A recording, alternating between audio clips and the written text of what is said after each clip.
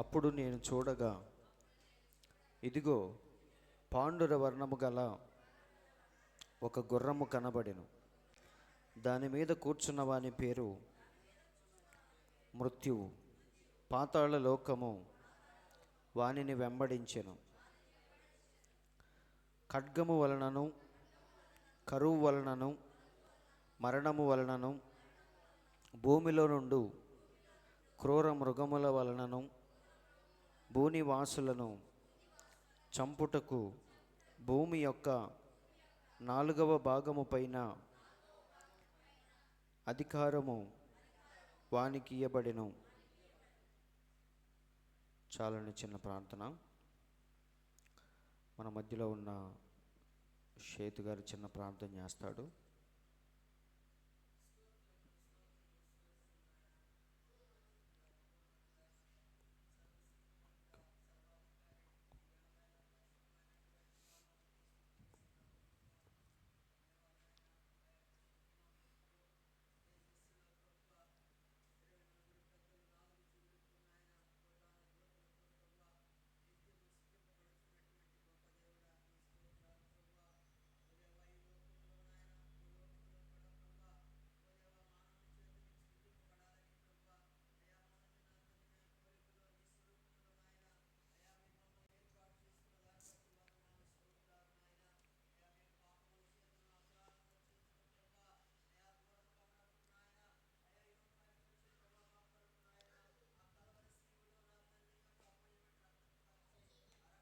ప్రభువా, దూరస్తులు అనేటువంటి మమ్మలను ప్రభువా అయా సమీపస్తులుగా చేసిన దాన్ని బట్టి స్తోత్రాలు, వందనాలు తండ్రి. ఇదిగో నాయన, నీ రక్తంలో కడగనటువంటి మేము ప్రభువా ఇంతవరకు నాయన పాటల చేతును, వాద్యముల చేతును ప్రభువా అయా నీ యొక్క నామాన్ని ఘనపరిచాం ప్రభువా. అయా నాయన, పాటల కంటే ప్రాముఖ్యమైనటువంటిది నీ యొక్క వాక్యమై ఉండగా నా తండ్రి నాయన, ఓ దేవా నా తండ్రి, ఏ యొక్క హృదయానికి ఏ వాక్యం అవసరమా ప్రభువా అయా మీరు ఆత్మస్వరూపిగా ఉండి నాయన దాసుల్లో ఉండి అయా నా తండ్రి నాయన మీరు మాతో మాట్లాడమని, మా ఆత్మలు మీరు బలపరచమని కూడా ప్రార్థన చేస్తున్నాను తండ్రి. ప్రభు ఆయనస్తున్నటువంటి నాయనని బిడ్డలకు నాయన వినగలిగే సేవని గ్రహించగలిగేటువంటి మనసును మీరు అనుగ్రహించి సహాయం చేయమని ఈ కొద్ది నపములు ప్రభు అయిన యేసుక్రీస్తు శక్తి కలిగిన నామములో ప్రార్థన చేసి వేడుకుంటున్నాను తండ్రి. ఆమేన్. దయచేసి అందరూ కూర్చోండి. మంచిది. దేవుని పరిశుద్ధ నామానికి స్తోత్రములు.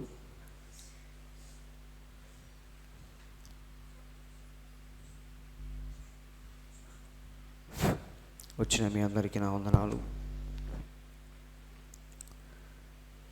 మరి ఈ సమయంలో ఇప్పటి వరకు చక్కని పాటల ద్వారా మన దేవుణ్ణి ఘనపరిచాం. మరి ఇప్పుడు చదవబడిన వాక్యాన్ని ఉద్దేశించి ఈ కాలపు ప్రవక్త బోధించిన ప్రకటన గ్రంథంలోని మరొక భాగంలోనికి మనం వచ్చాం. 53వ భాగం 4వ ముద్రలోనికి ఈరోజు మనం ప్రవేశిద్దాం. మరి యొక్క 7 ముద్రల యొక్క ప్రత్యక్షత ఇది మనకేం చూపిస్తుందంటే, దేవుడు జగత్తు పునాది వేయబడక మునిపే గొర్రెపిల్ల జీవ గ్రంథంలో ఎవరి పేర్లైతే దేవుడు ముందుగా కలిగి ఉన్నాడో వారందరినీ రక్షించే ప్రణాళికే ఈ యొక్క 7 ముద్రల యొక్క ప్రత్యక్షత మనకు తెలియజేస్తూ ఉంటుంది. ఇందులో దేవుడు తన పిల్లల్ని ఎలా రక్షించుకున్నాడు, ఎలా వారిని విమోచించాడు, ఈ విషయాలన్నీ మనకు తెలియచేసేవే 7 ముద్రల యొక్క ప్రత్యక్షత. సో ప్రవక్త అంటున్నాడు, మరియు ముద్రలు బయలుపడినప్పుడు గొర్రెపిల్ల ఆయన యొక్క మధ్యవర్తిత్వపు పనిని విడిచిపెట్టి, మరియు ఆయన మరణము ద్వారా అంటే శిలువ యాగము ద్వారా ఆయన విడిపించిన సమస్తమును వాటి హక్కులను స్వాధీనపరుచుకున్నటకు ఇప్పుడు వచ్చుచున్నాడు. 7 ముద్రలు ఎప్పుడైతే పూర్తిగా బయలుపడినాయో అందులో ఉన్న మరి తన పిల్లల్ని దేవుడు పూర్తిగా వారిని విమోచించడానికి, వారిని పూర్తిగా పొందుకోవటానికి ఆయన రాబోతున్నాడని మన ప్రవక్త చెప్తున్నాడు. అందుకే ప్రకటన 10లో అది విప్పబడిన పుస్తకముగా మనం చూస్తాం. కానీ 6వ అధ్యాయంలో 5వ అధ్యాయంలో ఎవ్వరు విప్పలేనంత రహస్యముగా ముద్ర వేయబడి ఆ పుస్తకాన్ని మనం చూస్తాం. కానీ 10వ అధ్యాయం వచ్చేసరికి అది విప్పబడిన పుస్తకముగా మనం చూస్తాం. అంటే అప్పటికే దేవుడు తన పిల్లలందరినీ విమోచించాడు.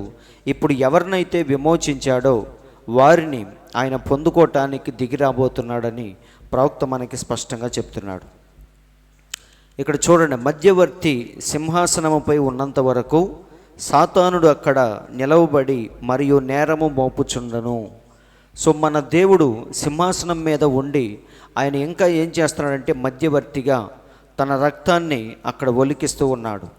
ఆ జీవ గ్రంథములో ఎంతమంది పేర్లైతే ఉన్నాయో ఆ ఒక్కొక్కరి కోసం, ఒక్కొక్కరి నిమిత్తం ఆయన తన రక్తాన్ని ఒలికిస్తూ ఉన్నాడు. అయితే మన దేవుడు సింహాసనం మీద ఉన్నప్పుడు మరి దుష్టుడు ఎప్పుడు కూడా వాడి పని ఏంటంటే నీ మీద నా మీద దేవునికి ఎప్పుడు నేరాలు చెప్పటమే వాడికి ఉన్న ఒకే ఒక్క పని. అందుకే వాడికి ప్రకటన గ్రంథంలో ఏమని పేరంటే నేరము మోపువాడైన అపవాది అని దేవుడు వాడికి పేరు పెట్టాడు. సో వాడి పని ఏంటంటే ఎంతసేపు దేవుని పిల్లల మీద వాడు నేరాన్ని మోపుతూ ఉంటాడు. సో మన దేవుని దగ్గర వాడు ఎప్పుడు నేరము మోపుతూ ఉంటాడని ఇక్కడ ప్రవక్త చెప్తున్నాడు. చూడండి, ఏలయనగా వాడు అవతలి పక్క న్యాయవాదిగా ఉన్నాడు. వాడు క్రీస్తుకు విరోధి మరియు క్రీస్తు ఆయన అక్కడ నిలబడి ఉన్నాడు. క్రీస్తు విరోధి కూడా అక్కడ నిలబడి ఉన్నాడు. సేమ్ కోర్టులో ఎలాగైతే మరి ఇద్దరు లాయర్లు, డిఫెన్స్ లాయరు, వీళ్ళందరూ ఎలాగైతే ఎదురు బొదురు నిలబడి నా క్లయింట్ మంచివాడు, నా క్లయింట్ నిరపరాధి అని ఎలాగైతే వాదిస్తారో మన దేవుని దగ్గర కూడా అపవాది ఎంతసేపు మన గురించి నేరము మోపుతూ ఉంటాడు దేవుని దగ్గర. అందుకే ఒకసారి మనం చూస్తే యోబు గురించి అపవాది ఏం చేస్తున్నాడు? దేవుని దగ్గర నేరము మోపుతున్నాడు. దేవుడు ఏమన్నాడు? యోబు వంటి నీతిమంతుడు భూమి మీద ఎవరైనా ఉన్నారా అన్నప్పుడు వాడు ఏం చేస్తున్నాడో ఒకసారి చూద్దాం. యోబు గ్రంథము 1:6 వచనం నుండి చూద్దాం. 1వ అధ్యాయము. దేవదూతలు యెహోవా సన్నిధిని నిలుచుటకై వచ్చిన దినమొకటి తటస్థించెను. ఆ దినమున అపవాది అగువాడు వారితో కలిసి వచ్చెను. ఈ కథ మనందరికీ తెలుసు. పైన మీటింగ్ జరిగినప్పుడు అపవాది కూడా వచ్చి కూర్చున్నాడు. అప్పుడు మన దేవుడు ఏమన్నాడో చూడండి. యెహోవా, నీవు నా సేవకుడవైన యోబు సంగతి ఆలోచించితివా? అతడు యథార్థవర్తనుడును న్యాయవంతుడునై దేవుని యందు భయభక్తులు కలిగి చెడుతనమును విసర్జించినవాడు, భూమి మీద అతని వంటి వాడు ఎవ్వడూ లేడు అని దేవుడు ఎప్పుడైతే యోబు గురించి ఒక మంచి సాక్ష్యాన్ని చెప్పాడో అప్పుడు అపవాది కోపం వచ్చి వాడు ఏమంటున్నాడో చూడండి. అపవాది, యోబు ఊరకయే దేవుని యందు భయభక్తులు కలవాడాయనా. మన దేవుడు ఏమన్నాడు? యోబు నంబర్ 1 అని చెప్పాడు. అప్పుడు అపవాది ఏమంటున్నాడు? ఊరికే నంబర్ 1 అయ్యాడా? అవునా? నువ్వు ఎన్నిచ్చావు యోబుకి అని యోబు మీద ఏదో ఒక నేరాన్ని మోపటానికి ప్రయత్నిస్తున్నాడు. ఎందుకంటే వాడి పనే అది. ప్రతి ఒక్కళ్ళలో ఉన్న తప్పులు తీయటం, వాటి గురించి దేవుని దగ్గర నేరము మోపటం. ఇదిగో వీడు ఎలాంటి వాడు, వాడు అలాంటి వాడు, వాడు బాప్తీసం తీసుకొని చర్చికి వెళ్తూ ఇలా జీవిస్తున్నాడు అని మన దేవుని దగ్గర ఎప్పుడు మన సహోదరుల మీద నేరము మోపువాడైన అపవాది అని బైబిల్లో చక్కగా రాయబడింది. కాబట్టి ఇద్దరు న్యాయవాదులు ఎదురు బొదురు నిలబడి నా క్లయింట్ మంచివాడు, నా క్లయింటు నిరపరాధి అని, వాడు దోషి అని ఎలాగైతే వాదించుకుంటారో ఇక్కడ దేవుడు అలాగే అపవాది కూడా తన పిల్లల గురించి వాదించుకుంటున్నారు. వాడు ఏమంటున్నాడు? ఇదిగో నీ పిల్లలందరూ తప్పులు చేశారు. అవునా? మోషే గురించి ఏమని చెప్పాడు దేవుడు? నా ఇల్లంతటిలో నమ్మకస్తుడని దేవుడు చెప్పాడు. కానీ మోషే కూడా ఒకానొక సమయంలో పడిపోయాడు. అలాగే దావీదు గురించి దేవుడు ఏమన్నాడు? నా హృదయానుసారమైన వ్యక్తి అన్నాడు. కానీ దావీదు కూడా బత్షెబా విషయంలో పాపము చేశాడు. కాబట్టి దేవుని పిల్లలందరి మీద వాడు నేరము మోపుతూ ఉంటాడు. అదే చెప్తున్నాడు. చూడండి, ఆదాము పడిపోయెను. ఏమంటున్నాడు వాడు దేవుని దగ్గర? ఓ ఆదాము నీ కుమారుడు కదా, నీ స్వహస్తాలతో నువ్వు చేసుకున్న కుమారుడు కదా. కానీ ఆదాము కూడా పడిపోయాడు. అతని భార్య ఒక అబద్ధమును నమ్ములాగున నేను చేసి ఉన్నాను. ఆదామును నేను పడగొట్టాను, అతని భార్య అయిన అవ్వను కూడా నేను పాడు చేశాను అని వారందరినీ ఎలా మోసగించాడో వాడు చెప్తా ఉన్నాడు దేవుని దగ్గర. అయితే మన దేవుడు ఏమంటున్నాడో చూడండి. వాడు వాదిస్తున్నాడు, నీ పిల్లలు చూడు ఎలా పాడైపోయారో, ఆదాము చూడు పడిపోయాడు, అవ్వ చూడు పడిపోయింది, మోషే పడిపోయాడు, దావీదు పడిపోయాడని వారి మీద నేరము మోపుతూ ఉన్నప్పుడు మన దేవుడు ఏమంటున్నాడో చూడండి. అయితే ఇక్కడ నీచమైన పాపి యొక్క హృదయమును తీసి దానిని మార్చు మధ్యవర్తి అక్కడ నిలబడి ఉన్నాడు. సమీప బంధువుడగు విమోచకుడు అక్కడ రక్తముతో నిలబడి ఉన్నాడు. మన దేవుడు అందుకే అక్కడ దేంతో నిలబడ్డాడు? మనందరం పాపులం కాబట్టే, ఏదో ఒక విషయంలో మనం పడిపోయాము కాబట్టే ఆయన అక్కడ రక్తముతో నిలబడ్డాడు. అసలు నువ్వు నేను నీతిమంతులమైతే మన దేవుడు రక్తము తీసుకొని వెళ్ళాల్సిన పని లేదు, అవునా? అసలు ప్రధాన యాజకుడు అతి పరిశుద్ధ స్థలములోనికి రక్తము తీసుకొని ఎందుకు వెళతాడు? ఎందుకంటే పాపమునకు పరిహారము చెల్లించడానికి అతడు రక్తము తీసుకొని వెళ్తాడు. అలాగే మన దేవుడు ఇక్కడ ఎలా కనిపించాడు? వధించబడినట్లుండిన గొర్రెపిల్లలాగా కనిపించాడు. ఆ వధించబడినట్లుండిన గొర్రెపిల్లను చూడగానే ఆయన పిల్లలందరూ ఒకప్పుడు పాపులు, ఆ పాపుల్ని నీతిమంతులుగా చేయటానికి మన దేవుడు ఏం చేస్తున్నాడు? రక్తము తీసుకొని అక్కడ నిలబడ్డాడు. ప్రవక్త అదే అంటున్నాడు చూడండి. సమీప బంధువుడగు విమోచకుడు అక్కడ దేంతో నిలబడ్డాడు? రక్తముతో నిలబడుకొనుచున్నాడు. మధ్యవర్తి సింహాసనముపై ఉన్నాడు. మధ్యవర్తి అంటే ఏంటి? దేవునికి మనిషికి అంటే పాపికి మధ్య సంధి కుదిర్చేవాడు. ఆ పాత్ర ఎవరు తీసుకున్నారంటే స్వయముగా మన ప్రభువైన యేసుక్రీస్తే తీసుకున్నాడు. ఏ వ్యక్తికి ఇవ్వలేదండి. ప్రధాన దూతల్లో ఎవరికి ఇవ్వలేదు, శరాపులు కెరూపులు ఎవరికి ఇవ్వలేదు, కానీ ఆ బాధ్యతను దేవుడే తీసుకున్నాడు. అందుకే ఆయన గొర్రె పిల్లగా అక్కడ ఏం చేస్తున్నాడు? మధ్యవర్తిగా సింహాసనముపై ఉన్నాడు. అయితే వారు అపరాధులని సాతాను చెప్పాను. సాతాను ఏమంటున్నాడు? ఇదిగో వర్తమానం అని చెప్తూ వీరి జీవితాలు చూడు ఎలా ఉన్నాయో అని చూపించినప్పుడు దేవుడు ఏమంటున్నాడంటే వారు ఎంత మాత్రము కూడా పాపులు కారు. దేవుడు ఏమంటున్నాడు? నువ్వు ఎంత వేలెత్తి చూపించినా వారు మాత్రం పాపులు కారు. కానీ దెయ్యం ఏమంటుంది? వారు చూడు ఎంత భయంకరమైన జీవితాన్ని గడుపుతున్నారో అన్నప్పుడు మన దేవుడు ఏమంటున్నాడు? వారెంత మాత్రం పాపులు కారు. ఎందుకంటే వారిని ఆల్రెడీ రక్తములో ఏం చేశాను నేను? కడిగేసి ప్రక్షాళన చేసి పవిత్రపరిచాను. అందుకే బైబిల్లో ఏమనుందంటే వారిని వాక్యముతో ఉదక స్నానము చేత మన దేవుడు పవిత్రపరిచి అది కళంకమైనను ముడతైనను ఏది లేకుండా పరిశుద్ధపరిచాడు మన దేవుడు. అందుకే ఏమంటున్నాడు? ఇక వారు ఎంత మాత్రమో పాపులు కారు. ఎందుకంటే అక్కడ ఏం కారుతుంది? అది ఎలాంటి రక్తం? అది కేవలం జంతువు రక్తము కాదండి. అది నిజ గొర్రె పిల్ల అయిన యేసుక్రీస్తు యొక్క అమూల్యమైన రక్తం. అది ఆ రక్తములో ఎలాంటి వాడి పాపాలైనా సరే మన ప్రవక్త అంటున్నాడు అదొక బ్లీచింగ్ పౌడర్ లాంటిది. ఒక షర్టు మీద ఒక పెద్ద మరక ఏమన్నా పడినప్పుడు, ఇంకు మరక కానీ ఏదో ఒకటి మనం ఏం చేస్తాం? అది పోగొట్టడానికి కిరసనాయిలు పోస్తాం, అవునా? అప్పుడప్పుడు మనం బ్లీచింగ్ పౌడర్ కూడా వేస్తాం. అలాగే మన దేవుని రక్తము కూడా ఒక పెద్ద బ్లీచింగ్ పౌడర్ లాగా మన పాపాలను ఏం చేస్తుందంట? తుడిచివేసింది. అందుకే దేవుడు అపవాదికి ఏం చూపిస్తున్నాడంటే రక్తములో నుండి చూపిస్తున్నాడు. విడిగా చూస్తే మనం భయంకరమైన పాపులమే, కానీ ఆయన రక్తం మనల్ని ఏం చేసింది? అందుకే యెషయా గ్రంథంలో ఏమని రాయబడింది? రండి మన వివాదము తీర్చుకొందము, మీ పాపములు రక్తము వల్లే ఎర్రనివైనను అవి హిమము వల్లే తెల్లబడను. ఎలా హిమములాగా మారుతాయి అంటే ఆయన రక్తములో నుండి మనల్ని చూసినప్పుడు మన పాపాలు ఏమీ లేకుండా మన జీవితాలు తెల్లగా కనిపిస్తున్నాయి. యెహోవా ఈ మాట సెలవిచ్చెను. ఏమంటున్నాడు? రండి మన వివాదము తీర్చుకొందము. మీ పాపములు ఎలా ఉన్నాయి? రక్తము వల్లే ఎర్రనివైనను అవి హిమము వల్లే తెల్లబడును. ఎలా తెల్లబడతాయి? దేవుడు ఆ పాపాలను ఎందులో వేశాడు? ఆయన రక్తం అనే బ్లీచింగ్ పౌడర్లో ఎప్పుడైతే బ్లీచ్లో వేశాడో అప్పుడు వెంటనే ఏమైపోయింది? పాపపు మచ్చ కూడా పోయి మన జీవితాలు తెల్లగా కనిపిస్తున్నాయి.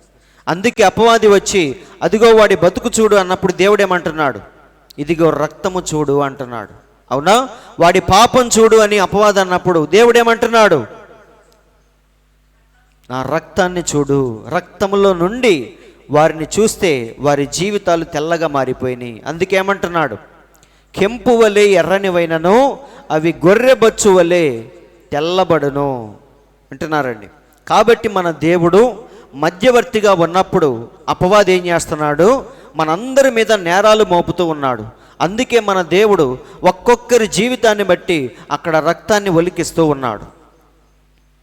నేను చేసిన పాపాన్ని బట్టి మన దేవుడు ఏం చేస్తున్నాడు? ఇదిగో ఫలానా వ్యక్తి చేసిన పాపాల నిమిత్తం నా రక్తం ఇదిగో. వింటున్నారండి? 1 కోటి రూపాయలు దగ్గర పెట్టుకొని ఏం చేస్తాం మనం? నీకెంత అప్పు ఉన్నా చెప్పు, 1,00,000 రూపాయలు ఇదిగో. అలా ఒక్కొక్కరి నిమిత్తం మన దేవుడు ఏం చేస్తున్నాడు? ఆ రక్తాన్ని ప్రతి ఒక్కడికి అప్లై చేసుకుంటూ వెళ్తున్నాడు. అప్పుడు మన జీవితాలు ఏమైపోతున్నాయి? పరిశుద్ధముగా తెల్లగా మారిపోతున్నాయి. కాబట్టి వాడు ఎన్ని నేరాలు మోపినా సరే దాన్ని కవర్ చేయటానికి, సరి చేయటానికి, ప్రక్షాళన చేయటానికి మన దేవుడు అక్కడ ఇంకా ఎలా ఉన్నాడంటే వధించబడిన గొర్రెపిల్లగా ఉండి ఆయన మధ్యవర్తిత్వాన్ని జరిగిస్తూ ఉన్నాడు. ఈ జరిగించే ప్రాసెస్ ఎలా జరిగించాడు, ఎలా విమోచించాడో తెలియచేసేవే ఈ 7 ముద్రల యొక్క ప్రత్యక్షత. కాబట్టి అందుకే ప్రవక్త అంటున్నాడు, సంఘము ఎంత మాత్రము కూడా శ్రమల్లో గుండా వెళ్ళిద్ది, కానీ వధువు మాత్రం శ్రమల గుండా వెళ్ళదు.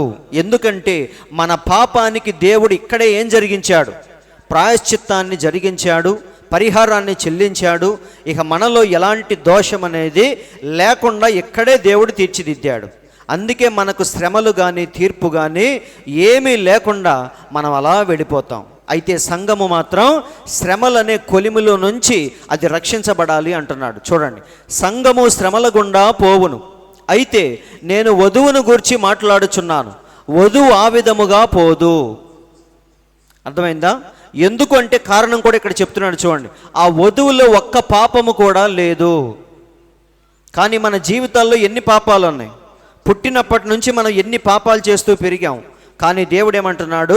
ఆ వధువులో ఒక్క పాపము కూడా లేదు. ఏమైపోయినాయి?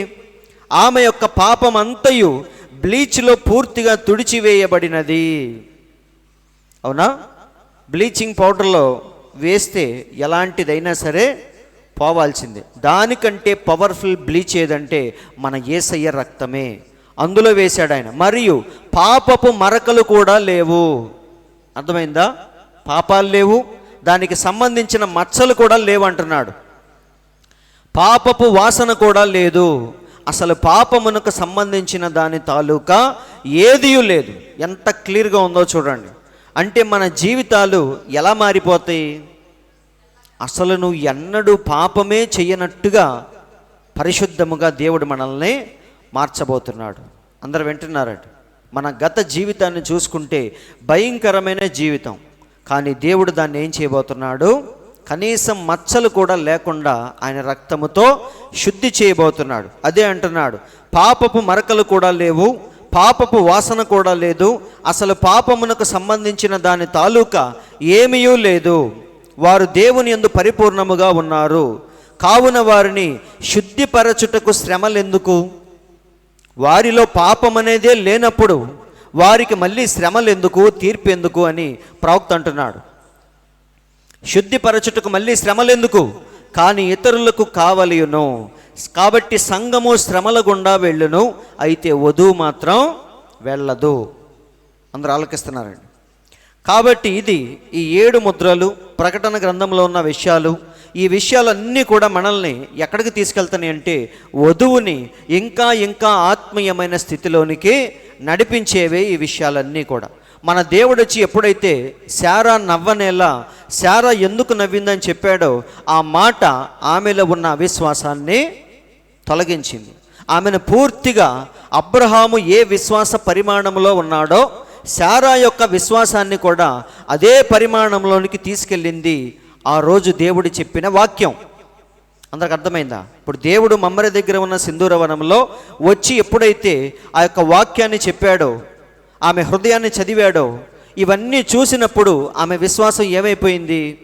అబ్రహాము విశ్వాసమంతా పరిమాణంలోనికి మారిపోయింది. కాబట్టి ఈ విషయాలన్నీ వధువుని ఏ స్థితిలోకి తీసుకెళ్ళాలి? ఇంకా ఇంకా ఆత్మీయమైన స్థితిలోనికి మనల్ని నడిపించేవి, రాకడ కొరకు మనల్ని సిద్ధపరిచేవి ఈ విషయాలన్నీ కూడా. కాబట్టి ఎంతసేపు బైబిల్లో ఉన్న కథలు చెప్పుకుంటూ కాలాన్ని గడిపేసే దినాల్లో ఈరోజు మనం లేవు. మనం ఎక్కడికి వచ్చామంటే క్లైమాక్స్లోకి వచ్చాం, చిట్ట చివరికి వచ్చాం. ఇప్పుడు మనం వినాల్సిన విషయాలు ఏంటంటే అత్యంత ప్రాముఖ్యమైన విషయాల మీదే ఈరోజు మనం దృష్టి పెట్టాలి. అందుకే మన దేవుడు యెరూషలేము దగ్గరికి వచ్చి ఏమన్నాడు? యెరూషలేమా, దాన్ని చూసి ఏడ్చి ఏమన్నాడు? నీవైనను ఈ నీ దినమందైనను సమాధాన సంబంధమైన సంగతులు తెలుసుకున్న ఎడలా నీకెంతో మేలు, కానీ ఇప్పుడు అవి నీ కన్నులకు మరుగు చేయబడి ఉన్నవి. కాబట్టి ఇవి ఏ దినాలంటే అత్యంత ప్రాముఖ్యమైన విషయాలను ధ్యానించే దినాల్లో ఈరోజు మనం జీవిస్తున్నాం. మన దృష్టి ఇప్పుడు దేని మీద పెట్టాలి? ఏలియా వెళ్ళిపోబోతున్నాడు, దుప్పటి రాబోతుంది. ఇప్పుడు ఎలీషా చేయాల్సిన పని ఏంటంటే మిగతా విషయాల మీద పక్కన పెట్టి కేవలం ఏలియా మీద దృష్టి పెట్టాల్సిన సమయంలో ఈరోజు మనం జీవిస్తున్నాం. కాబట్టి ప్రవక్త అంటున్నాడు, చూడండి, అది ఏమి చేయునని చెప్పబడి ఉన్నదో అది చేయును. అవునా? సో అసలు ఎందుకోసం 7 ముద్రలు వచ్చినాయో, ఆ పర్పస్ ఏంటో దాన్ని జరిగించడానికి వధువు జీవితంలో మన దేవుడు 63లో దిగి వచ్చాడు. మనము మరల నిజమైన వాక్యమునకు తిరిగి వచ్చేదము. ఎలాంటి వాక్యం అది? యేసు దీవించును స్వస్థపరచును కాదండి, మీ పాపాలను విడిచిపెట్టండి, యేసయ్యను నమ్ముకోండి, ఈ వాక్యం గురించి కాదు. మనల్ని ఎక్కడికి తీసుకొచ్చింది? నిజమైన వాక్యము అంటే ఎత్తబాటులో మనల్ని తీసుకెళ్లే వాక్యము దగ్గరికి ఈరోజు మనందరం వచ్చాం. చూడండి, నిజమైన వాక్యమునకు తిరిగి వచ్చేదము మరియు నిజమైన విశ్వాసమునకు తిరిగి తీసుకుని వచ్చుటకు వాగ్దానము చేయబడిన ప్రకారముగా ప్రత్యక్షపరచబడుదుము. అందరు అక్కడే ఉన్నారు కదా? కాబట్టి ఇదంతా ఏంటంటే వధువుని ఆ స్థితిలోనికి మార్చడానికే దేవుడు ఎన్ని విధాలుగా 1200 ప్రసంగాల చేత ఆమెను దేని కొరకు సిద్ధపరుస్తున్నాడంటే ఎత్తబాటు కొరకు సిద్ధపరుస్తున్నాడు. అందరూ ఆలకిస్తున్నారండి. ఇక్కడ 2 విషయాలు, ఐగుప్తు నుండి బయటికి రావటం, బయటికి వచ్చిన మనం వాగ్దాన భూమిలోనికి వెళ్ళటం. ఈ రెండిటిలో 2 ప్రాముఖ్యమైనవి. కానీ రెండిటిలో చాలా ప్రాముఖ్యమైనది ఏంటంటే ఐగుప్తును విడిచి బయటికి రావటం కాదు, బయటికి వచ్చిన మనం వాగ్దాన భూమిలోకి వెళ్ళటం అనేది అన్నిటికంటే ప్రాముఖ్యమైనది. ఎందుకంటే ఐగుప్తును విడిచి వచ్చేటప్పుడు చాలామంది వచ్చారు, మిశ్రిత జనాంగం అంటే అన్ని రకాల వ్యక్తులు ఐగుప్తును విడిచి వచ్చారు. కానీ లోపలికి వెళ్ళేటప్పుడు మాత్రం సరైన క్యాండిడేట్లు మాత్రమే వాగ్దాన భూమిలోనికి వెళ్ళారు. కాబట్టి రెండిటిలో ఏది ప్రాముఖ్యమైందంటే ఐగుప్తును విడిచి బయటికి రావటం కాదు, కానీ వచ్చిన మనం ఎలాగైనా సరే వాగ్దాన భూమిలోనికి చేరటమే ఈరోజు మన యొక్క అంతిమ లక్ష్యముగా ఉండాలి. కాబట్టి 3వ ముద్రలో అనేకమైన విషయాలు మనం ఆల్రెడీ ధ్యానించాం. అయితే 3వ ముద్ర చెప్పేటప్పుడు ఉపోద్ఘాతాన్ని ఎక్కువగా చెప్పాను. నేనంటే నేను కాదు, ప్రవక్త చెప్పిన దాన్నే నేను ఫాలో అవుతూ వెళ్ళాను. ఆ పుస్తకంలో ప్రవక్త ఏదైతే చెప్పాడో దాని ప్రకారంగానే మనం వెళ్ళాం. అయితే అందులో ప్రవక్త మరి వేరే విషయాలు ఎక్కువగా ధ్యానించాడు. ఇప్పుడు 3వ ముద్రలో మనం చూసిన వ్యక్తి క్రీస్తు విరోధి. వాడు ఏ గుర్రం మీద కూర్చున్నాడు? నల్లని గుర్రం మీద కూర్చున్నాడు. అవునా? ఈ నలుపు దేన్ని చూపిస్తుందని చెప్పాను? అంధకారాన్ని చూపిస్తూ ఉంది. అవునా? చీకట్లో నడిచేవాడు వాడు ఎప్పుడు కింద పడతాడో తెలియదు, వాడి పక్కన ఏ శత్రువు ఉన్నాడో తెలియదు, వాడు కాలేసింది పాము మీదో తేలు మీదో తెలియదు, ఈ గమ్యం ఈ దారి చివరికి ఎక్కడ చేర్చిద్దో కూడా తెలియదు. అలాంటి పరిస్థితుల్లో క్రైస్తవ్యం అనేది వెళ్ళిపోయిందని ప్రవక్త చెప్తున్నాడు. అవునా? ఇది చిట్ట చివరిగా మనం చూసే మరి 5, 6 సంఘకాలాలని మనం చూస్తే ఈ నల్లటి యుగములోనికి క్రైస్తవ్యం వెళ్ళిపోయిన సంఘకాలాలు 4, 5. బైబిల్ అనేది పూర్తిగా ఏమైపోయింది? కనుమరుగైపోయింది. అందుకే దేవుడు మార్టిన్ లూథర్ ద్వారా అంధకారంలో చీకట్లో ఉన్న వాక్యాన్ని వెలుగులోనికి దేవుడు రప్పించాడు. వీడి చేతిలో ఏముందంటే త్రాసు చేత పట్టుకున్నాడు. ఇప్పటిదాకా కత్తి పట్టుకొని తిరిగాడు, ఇప్పుడు లాస్ట్లో ఏం పట్టుకున్నాడు? మనుషులతో వ్యవహారాలు చేస్తూ ఉన్నాడు. అవునా? మనుషుల్ని ఎలా లాక్ చేస్తున్నాడు? డబ్బు ద్వారా వాడికి కావాల్సిన డబ్బు కానీ అవసరాలు కానీ తీర్చి వాడిని లోపరుచుకుంటున్నాడు. అవునా? ఇప్పుడు నీ ఇంటికి కావాల్సిన వస్తువులన్నీ వాడే ఇచ్చిన తర్వాత నువ్వు చచ్చినట్టు వాడి చర్చికి వెళ్తావా, వేరే వాడి చర్చికి వెళ్తావా చెప్పండి? ఇప్పుడు నీ కుటుంబానికి కావాల్సిన అవసరాలన్నీ నేనే తీర్చాను. అవునా? ఇప్పుడు నువ్వేం చేస్తావు? నేను వాక్యం చెప్పినా చెప్పకపోయినా నా దగ్గరికే వస్తావు, వేరే చర్చికి వెళ్ళవు. ఎందుకని? వాడు నా అవసరాలన్నీ తీర్చాడు, నా కుటుంబానికి భోజనం పెడుతున్నాడు, కాబట్టి నేను వేరే చోటకి రాను అని నీ మనసు చంపుకొని ఏం చేస్తావంటే, నేను దొంగోడని తెలిసినా సరే నా చర్చికే వస్తావు. కాబట్టి వీడు చేస్తున్న పని ఏంటంటే, మనుషులందరి అవసరాలు వాడు తీరుస్తూ ప్రజల్ని వాడి గుప్పెట్లోకి పెట్టుకుంటున్నాడు. ఇదే 3వ ముద్రలో వాడు చేసిన పని. చూడండి, మరియు దేనారమునకు 1 సేరు గోధుమలు, దేనారమునకు 3 సేర్ల యవలని వాడేం చేస్తున్నాడు? మీకు కావాల్సింది నా దగ్గర ఉంది, రండి వచ్చి కొనుక్కోండి అని చెప్పి ప్రజలందరినీ వాడి వైపుకు మళ్లించుకుంటూ ఉన్నాడు. అవునా? అందుకే వాడేం పట్టుకున్నాడు? త్రాసు దేన్ని చూపిస్తుంది? పోయిన వారం అన్నయ్య అంటున్నాడు, మన దేవుడు కూడా త్రాసు పట్టుకున్నాడు కదా. మన దేవుడు పట్టుకున్నది వేరండి. బెల్షస్సరు ఆయన మందు తాగుతూ ఉన్నప్పుడు దేవుడు వచ్చి ఏమని రాశాడు? మెనే టెకెల్ అని రాశాడు. దాని అర్థం ఏంటంటే, దేవుడు నీ జీవితాన్ని ముగించి త్రాసులో పెట్టి చూడగా నువ్వు తక్కువ కనిపించావు అని దాని అర్థం. అవునా? అయితే దేవుడు పెట్టింది ఏంటంటే, అది తీర్పు గురించి మాట్లాడుతుంది. రేపు తీర్పు రోజున దేవుడు మనం చేసిన క్రియల్ని ఎప్పుడైతే ఆయన చూస్తాడో మనం ఎలా కనిపించాలి? యోగ్యులుగా కనిపించాలి. అది వేరు. ఇక్కడ వీడేం చేస్తున్నాడు? మనుషులందరినీ వాడు కొనటం ప్రారంభించాడు. అవునా? ప్రతి ఒక్కడిని ఏదో ఒక రూపంలో వాడు కొనేస్తూ ఉన్నాడు. డబ్బు చూపించి కొంతమందిని, అధికారాన్ని చూపించి కొంతమందిని, ఇలా అందరినీ వాడి వశంలోనికి తీసుకుంటున్నాడు. అందుకే దేనారమునకు 1 సేరు గోధుమలు, దేనారమునకు 3 సేర్లు యవలని చెప్తూ వాడు ప్రజల్ని మోసగిస్తూ ఉన్నాడు. అప్పుడు వాడికి ఒక స్వరం వినపడింది. ఏంటది? నూనెను ద్రాక్షరసమును మాత్రం నువ్వేమీ చేయకూడదు అని. చూడండి, ఇక్కడ చూడండి, దాని భావము ఏమనగా, దేని భావం? త్రాసు. వాడు వారికి జీవమునిచ్చేదనను నమ్మకమును వారికి కలిగించును, దాని కొరకు వాడు ప్రజల నుండి డబ్బు వసూలు చేయుచున్నాడు. అవునా? ప్రతిసారి ప్రార్థనలకై వారి యొద్ద నుండి పైకము తీసుకొనుచున్నాడు. ఆ విధముగా ప్రార్థనలకై జీవమునిచ్చేదనన్న నమ్మకమును కలిగించి ఇంకా పైకము వసూలు చేయబడుచున్నది. యాజకులు జరుపు ప్రార్థనలకు పైకము చెల్లించవలయును, జనులకు పాప పరిహారమునకై ప్రార్థించుటకు డబ్బు వసూలు చేయుచున్నారు. ఇలా ప్రతిదీ సమస్తము డబ్బుతోనే ముడిపడి ఉన్నది అంటున్నారండి. ఇక వారి సేవ దేంతో ముడిపడింది? డబ్బు డబ్బు డబ్బు. అయితే రెండు విషయాలు మాత్రం నువ్వు వాటి జోలికి రావద్దని దేవుడు చెప్పాడు. ఏంటది? నూనె మరియు ద్రాక్షరసం. నూనె అంటే ఏమని చెప్పాను? పరిశుద్ధాత్మని. అవునా? ద్రాక్షరసం అంటే ఏంటి? ఎందుకంటే దేవుని పిల్లలు ఫైనల్గా ఈ స్టేజ్కి వచ్చి తీరాలి. వాళ్ళు దేవుని పిల్లలైతే. యోధా ఇస్కరియోతు ఇక్కడ దాకా రాలేదు. వాడు కేవలం నీతీకరణ శుద్ధీకరణ దగ్గర వాడు ఆగిపోయాడు. కానీ పరిశుద్ధాత్మ దగ్గరికి మిగతా శిష్యులు వెళ్ళారు, కానీ యోధా మాత్రం వెళ్ళలేకపోయాడు. కాబట్టి దేవుని పిల్లలందరూ ఫైనల్గా ఈ స్టేజ్ వరకు వచ్చి తీరుతారు. ఎందుకంటే అదే పెండ్లి వస్త్రం. లోపలికి వెళ్ళి రాజు ఏం చూశాడు? పెండ్లి వస్త్రం అందరికీ ఉందా లేదా అని చూశాడు. కాబట్టి పరిశుద్ధాత్మ కోసం ప్రయత్నించేవారు, పరిశుద్ధాత్మను పొందినవారు, వారి జోలికి మాత్రం రాకూడదని దేవుడు స్పెషల్గా చెప్పాడు. అయితే ద్రాక్షరసం దేన్ని చూపిస్తుంది? వాక్య బయలుపాటు. ఎప్పుడైతే దేవుడు నీకు వ్యక్తిగతంగా, ఇప్పుడు సపోజ్ 11 మంది శిష్యులు అక్కడ ఉన్నప్పుడు మన దేవుడు ఏమన్నాడు? నా గురించి ప్రజలు ఏమనుకుంటున్నారు అన్నాడు. అప్పుడు ఒక్కొక్కరు ఒక్కొక్క రకంగా చెప్పారు. అయితే పేతురు ఏమన్నాడు? నీవు సజీవుడైన దేవుని కుమారుడవగు క్రీస్తువి అని చెప్పాడు. అప్పుడు మన దేవుడు ఏమన్నాడు? రక్త మాంసములు నీకు బయలుపరచలేదు, కానీ పరలోకమందున నా తండ్రి ఈ విషయాన్ని నీకు బయలుపరిచాడు.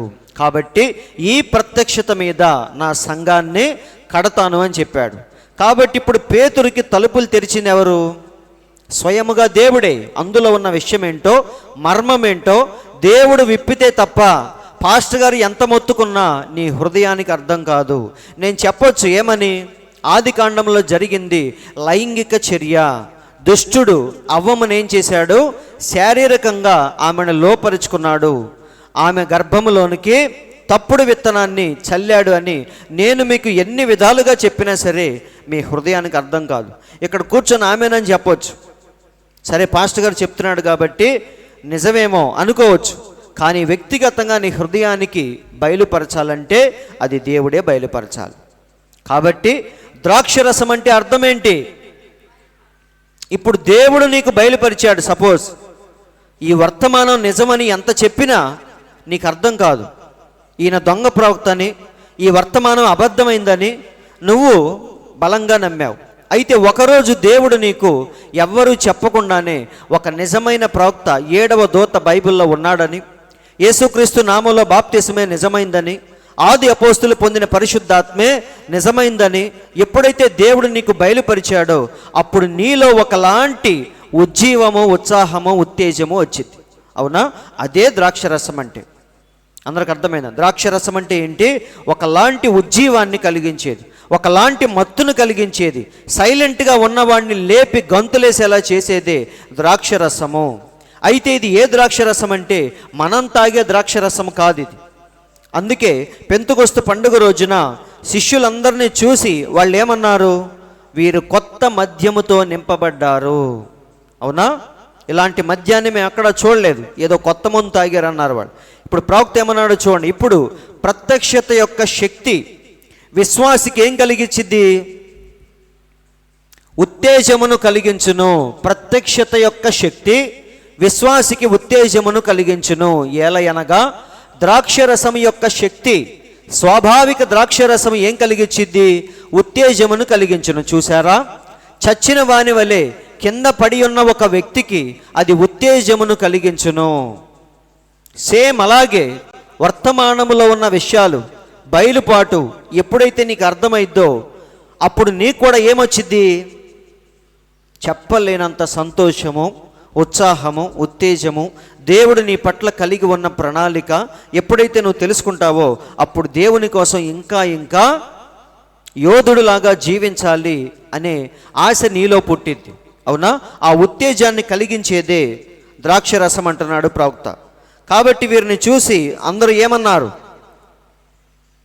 కొత్త మద్యముతో నింపబడ్డారు.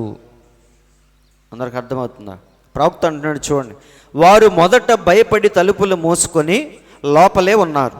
అయితే ఇప్పుడు ధైర్యముగా వీధుల్లోకి వచ్చారు. వారు మేడగదిలో కూర్చొని రహస్యముగా ప్రార్థన చేశారు.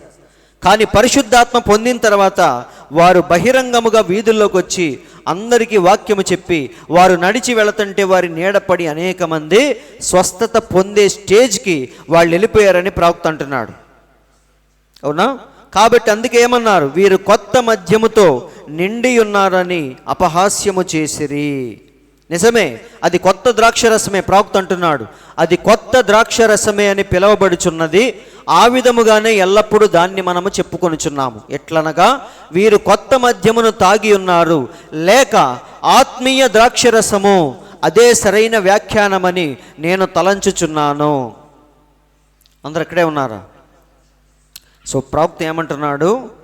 ఆత్మీయ ద్రాక్షరసము ఈరోజు మనం తాగాల్సింది దాన్నే అంటున్నాడు. ఎందుకంటే దాన్ని తాగినప్పుడు మనకేమొచ్చింది? అసలైన ఉత్తేజము, ఉత్సాహము, ఉజ్జీవము. దాంతోనే ఇప్పుడు ఆల్కహాల్ ఏం చేసిద్దంటే రక్తాన్ని వేడిగా మార్చిద్ది. అవునా? ఆ వేడిలోనే మనిషి ఇష్టానుసారంగా ప్రవర్తిస్తూ ఉంటాడు. అలాగే దేవుని యొద్ద నుండి వచ్చే ద్రాక్షరసము కూడా మనుషుల్ని ఎలా మార్చిద్దంటే మన రక్తాన్ని కాదు కానీ మన ఆత్మల్ని వేడిగా చేసిద్ది. నిజమండి. అందుకే దేవుడు ఏమన్నాడు? నువ్వు చల్లగా లేవు, వెచ్చగా లేవు అన్నాడు. చల్లగా ఎవరుంటారు? దేవునిలో లేనివాడు, లోకములో ఉన్నవాడు, దేవుని దృష్టిలో చచ్చిన వాడితో సమానం, చల్లగా ఉంటాడు. దేవునిలో ఉన్నవాడు ఎలా ఉంటాడు? వేడిగా ఉంటాడు. వింటున్నారండి? దేవుని కోసం ఏమైనా చేద్దాం, దూకుదాం అన్నట్టుగా ఉంటాడు. అయితే లవోదికీయ సంఘకాలంలో ఉన్న విశ్వాసులు అంటే మనం ఎలా ఉన్నాము? నులివెచ్చనిగా ఉన్నాం. వేడిగా ఉన్నట్టే కనపడతాడు, కానీ దగ్గరికి వెళ్ళి చూస్తే చల్లగా ఉంటాడు. ఏదో చేద్దాం అంటాడు, కానీ చేసే టైం వచ్చేసరికి చేద్దాంలే చూద్దాంలే అంటాడు. ఇది లవోదికీయ సంఘకాలం యొక్క పరిస్థితి. ఒకప్పుడు ఎలా ఉన్నారు దేవుని పిల్లలు? ఆది అపోస్తులు ఎలా ఉన్నారు? తమ స్థిరాస్తులు కూడా అమ్మి అపోస్తుల పాదాల దగ్గర పెట్టారు. అవునా? పొలాలు కూడా అమ్మేసి తీసుకొచ్చి సేవకులకు ఇచ్చేశారు. అది వేడి రక్తంలో ఉన్నారు వాళ్ళు. వారి ఆత్మలు ఎలా ఉన్నాయి? పట్టుకుంటే కాలిపోద్దేమో అన్నట్టుకున్నారు వాళ్ళు. అవునా? కానీ లోకంలో ఉన్నవాడు ఎలా ఉంటాడు? చచ్చిన వాడితో సమానముగా ఉంటాడు. వాడికి డబ్బు ఉండొచ్చు, ఆస్తి ఉండొచ్చు, పలుకుబడి ఉండొచ్చు, వింటున్నారండి, రాజకీయాల్లో ఉండొచ్చు, కానీ వాడి ఆత్మ మాత్రం చచ్చిపోయి పాతాళానికి సిద్ధంగా ఉంది. కానీ మనం ఎలా ఉన్నామంటే తెలివిగా నులివెచ్చనిగా ఉన్నాం మనం. కాబట్టి ద్రాక్షరసం ఏం చేసిద్ది? అదే అంటున్నాడు, అదేం చేసిద్ది? చచ్చిన వాడిని కూడా లేపి గంతులేసేలా చేసేదే ఆత్మీయ ద్రాక్షరసము. వింటున్నారండి? అందుకే మన దేవుడు వచ్చి 4 రోజుల తర్వాత చచ్చిపోయిన లాజర్ని అలా బయటికి పిలిచాడు. వింటున్నారండి? ఆయన శరీరం చల్లగా కాదు, కుళ్ళిపోయింది. చెప్పాలంటే 4 రోజులకి శవం ఏమైంది? కుళ్ళిపోయింది. కానీ దేవుడు వచ్చి మళ్ళీ అందులోకి ఆ యొక్క వేడి జీవాన్ని దేవుడు రప్పించాడు. కాబట్టి స్వాభావికమైన ద్రాక్షరసము తన ఉత్తేజపు శక్తితో ఏ విధముగా అది బయలుపడునో ఆ విధముగానే కొత్త ద్రాక్షరసము దేవుని యొక్క వాక్యమును బయలుపరచును. వింటున్నారండి? కాబట్టి మరి పోయిన వారం మీకు అర్థమైందో లేదో అని మళ్ళీ ఒకసారి రివైండ్ చేస్తున్నాను. ఇక్కడ సమరయ స్త్రీ కూడా ఏం దొరికింది?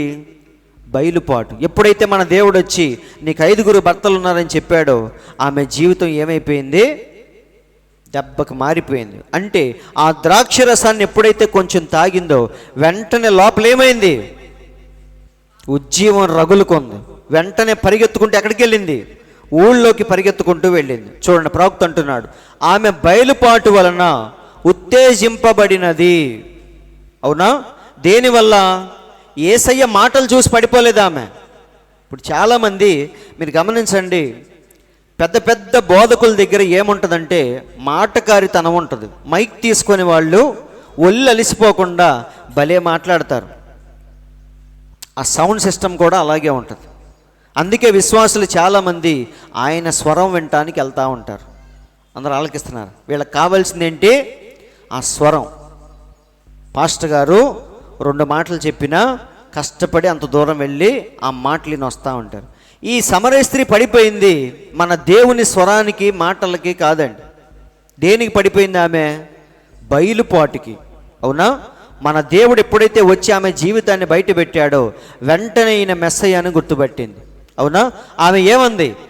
అయ్యా, మెస్సయ్య వచ్చినప్పుడు, ప్రవక్త వచ్చినప్పుడు ఈ విషయాలన్నీ బయలుపరుస్తాడని మాకు ఆల్రెడీ తెలుసు. ఇప్పుడు దీన్ని బట్టి నువ్వే మెస్సయ్య అని ఇప్పుడు నేను నమ్ముచున్నాను అని చెప్పిందా లేదా? ఇప్పుడు ద్రాక్షరసం తాగింది కాబట్టి ఆమెకేం రావాలి? ఏం రావాలి? ద్రాక్షరసం తాగితే ఏమొచ్చింది? గంతులేసే ఉత్తేజం ఆమెకు రావాలి. అందుకే ప్రవక్త అంటున్నాడు, ఆమె బయలుపాటు వలన ఉత్తేజింపబడినది. సంఘములో పాటల వలన ఈరోజు చాలామంది ఉత్తేజింపబడతారు. అవునా? సంఘములో ఉన్న ఆ యొక్క క్రమాన్ని చూసి, అంటే ఎలా ఆర్గనైజ్ చేస్తున్నారో దాన్ని చూసి చాలామంది ఉత్తేజితులు అవుతారు. అవునా? కష్టపడి హైదరాబాద్ దేనికి వెళ్తున్నారు చాలామంది? ఎందుకు?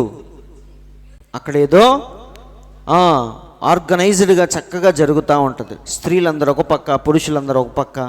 అవునా? వృద్ధులందరూ ఇంకో పక్క.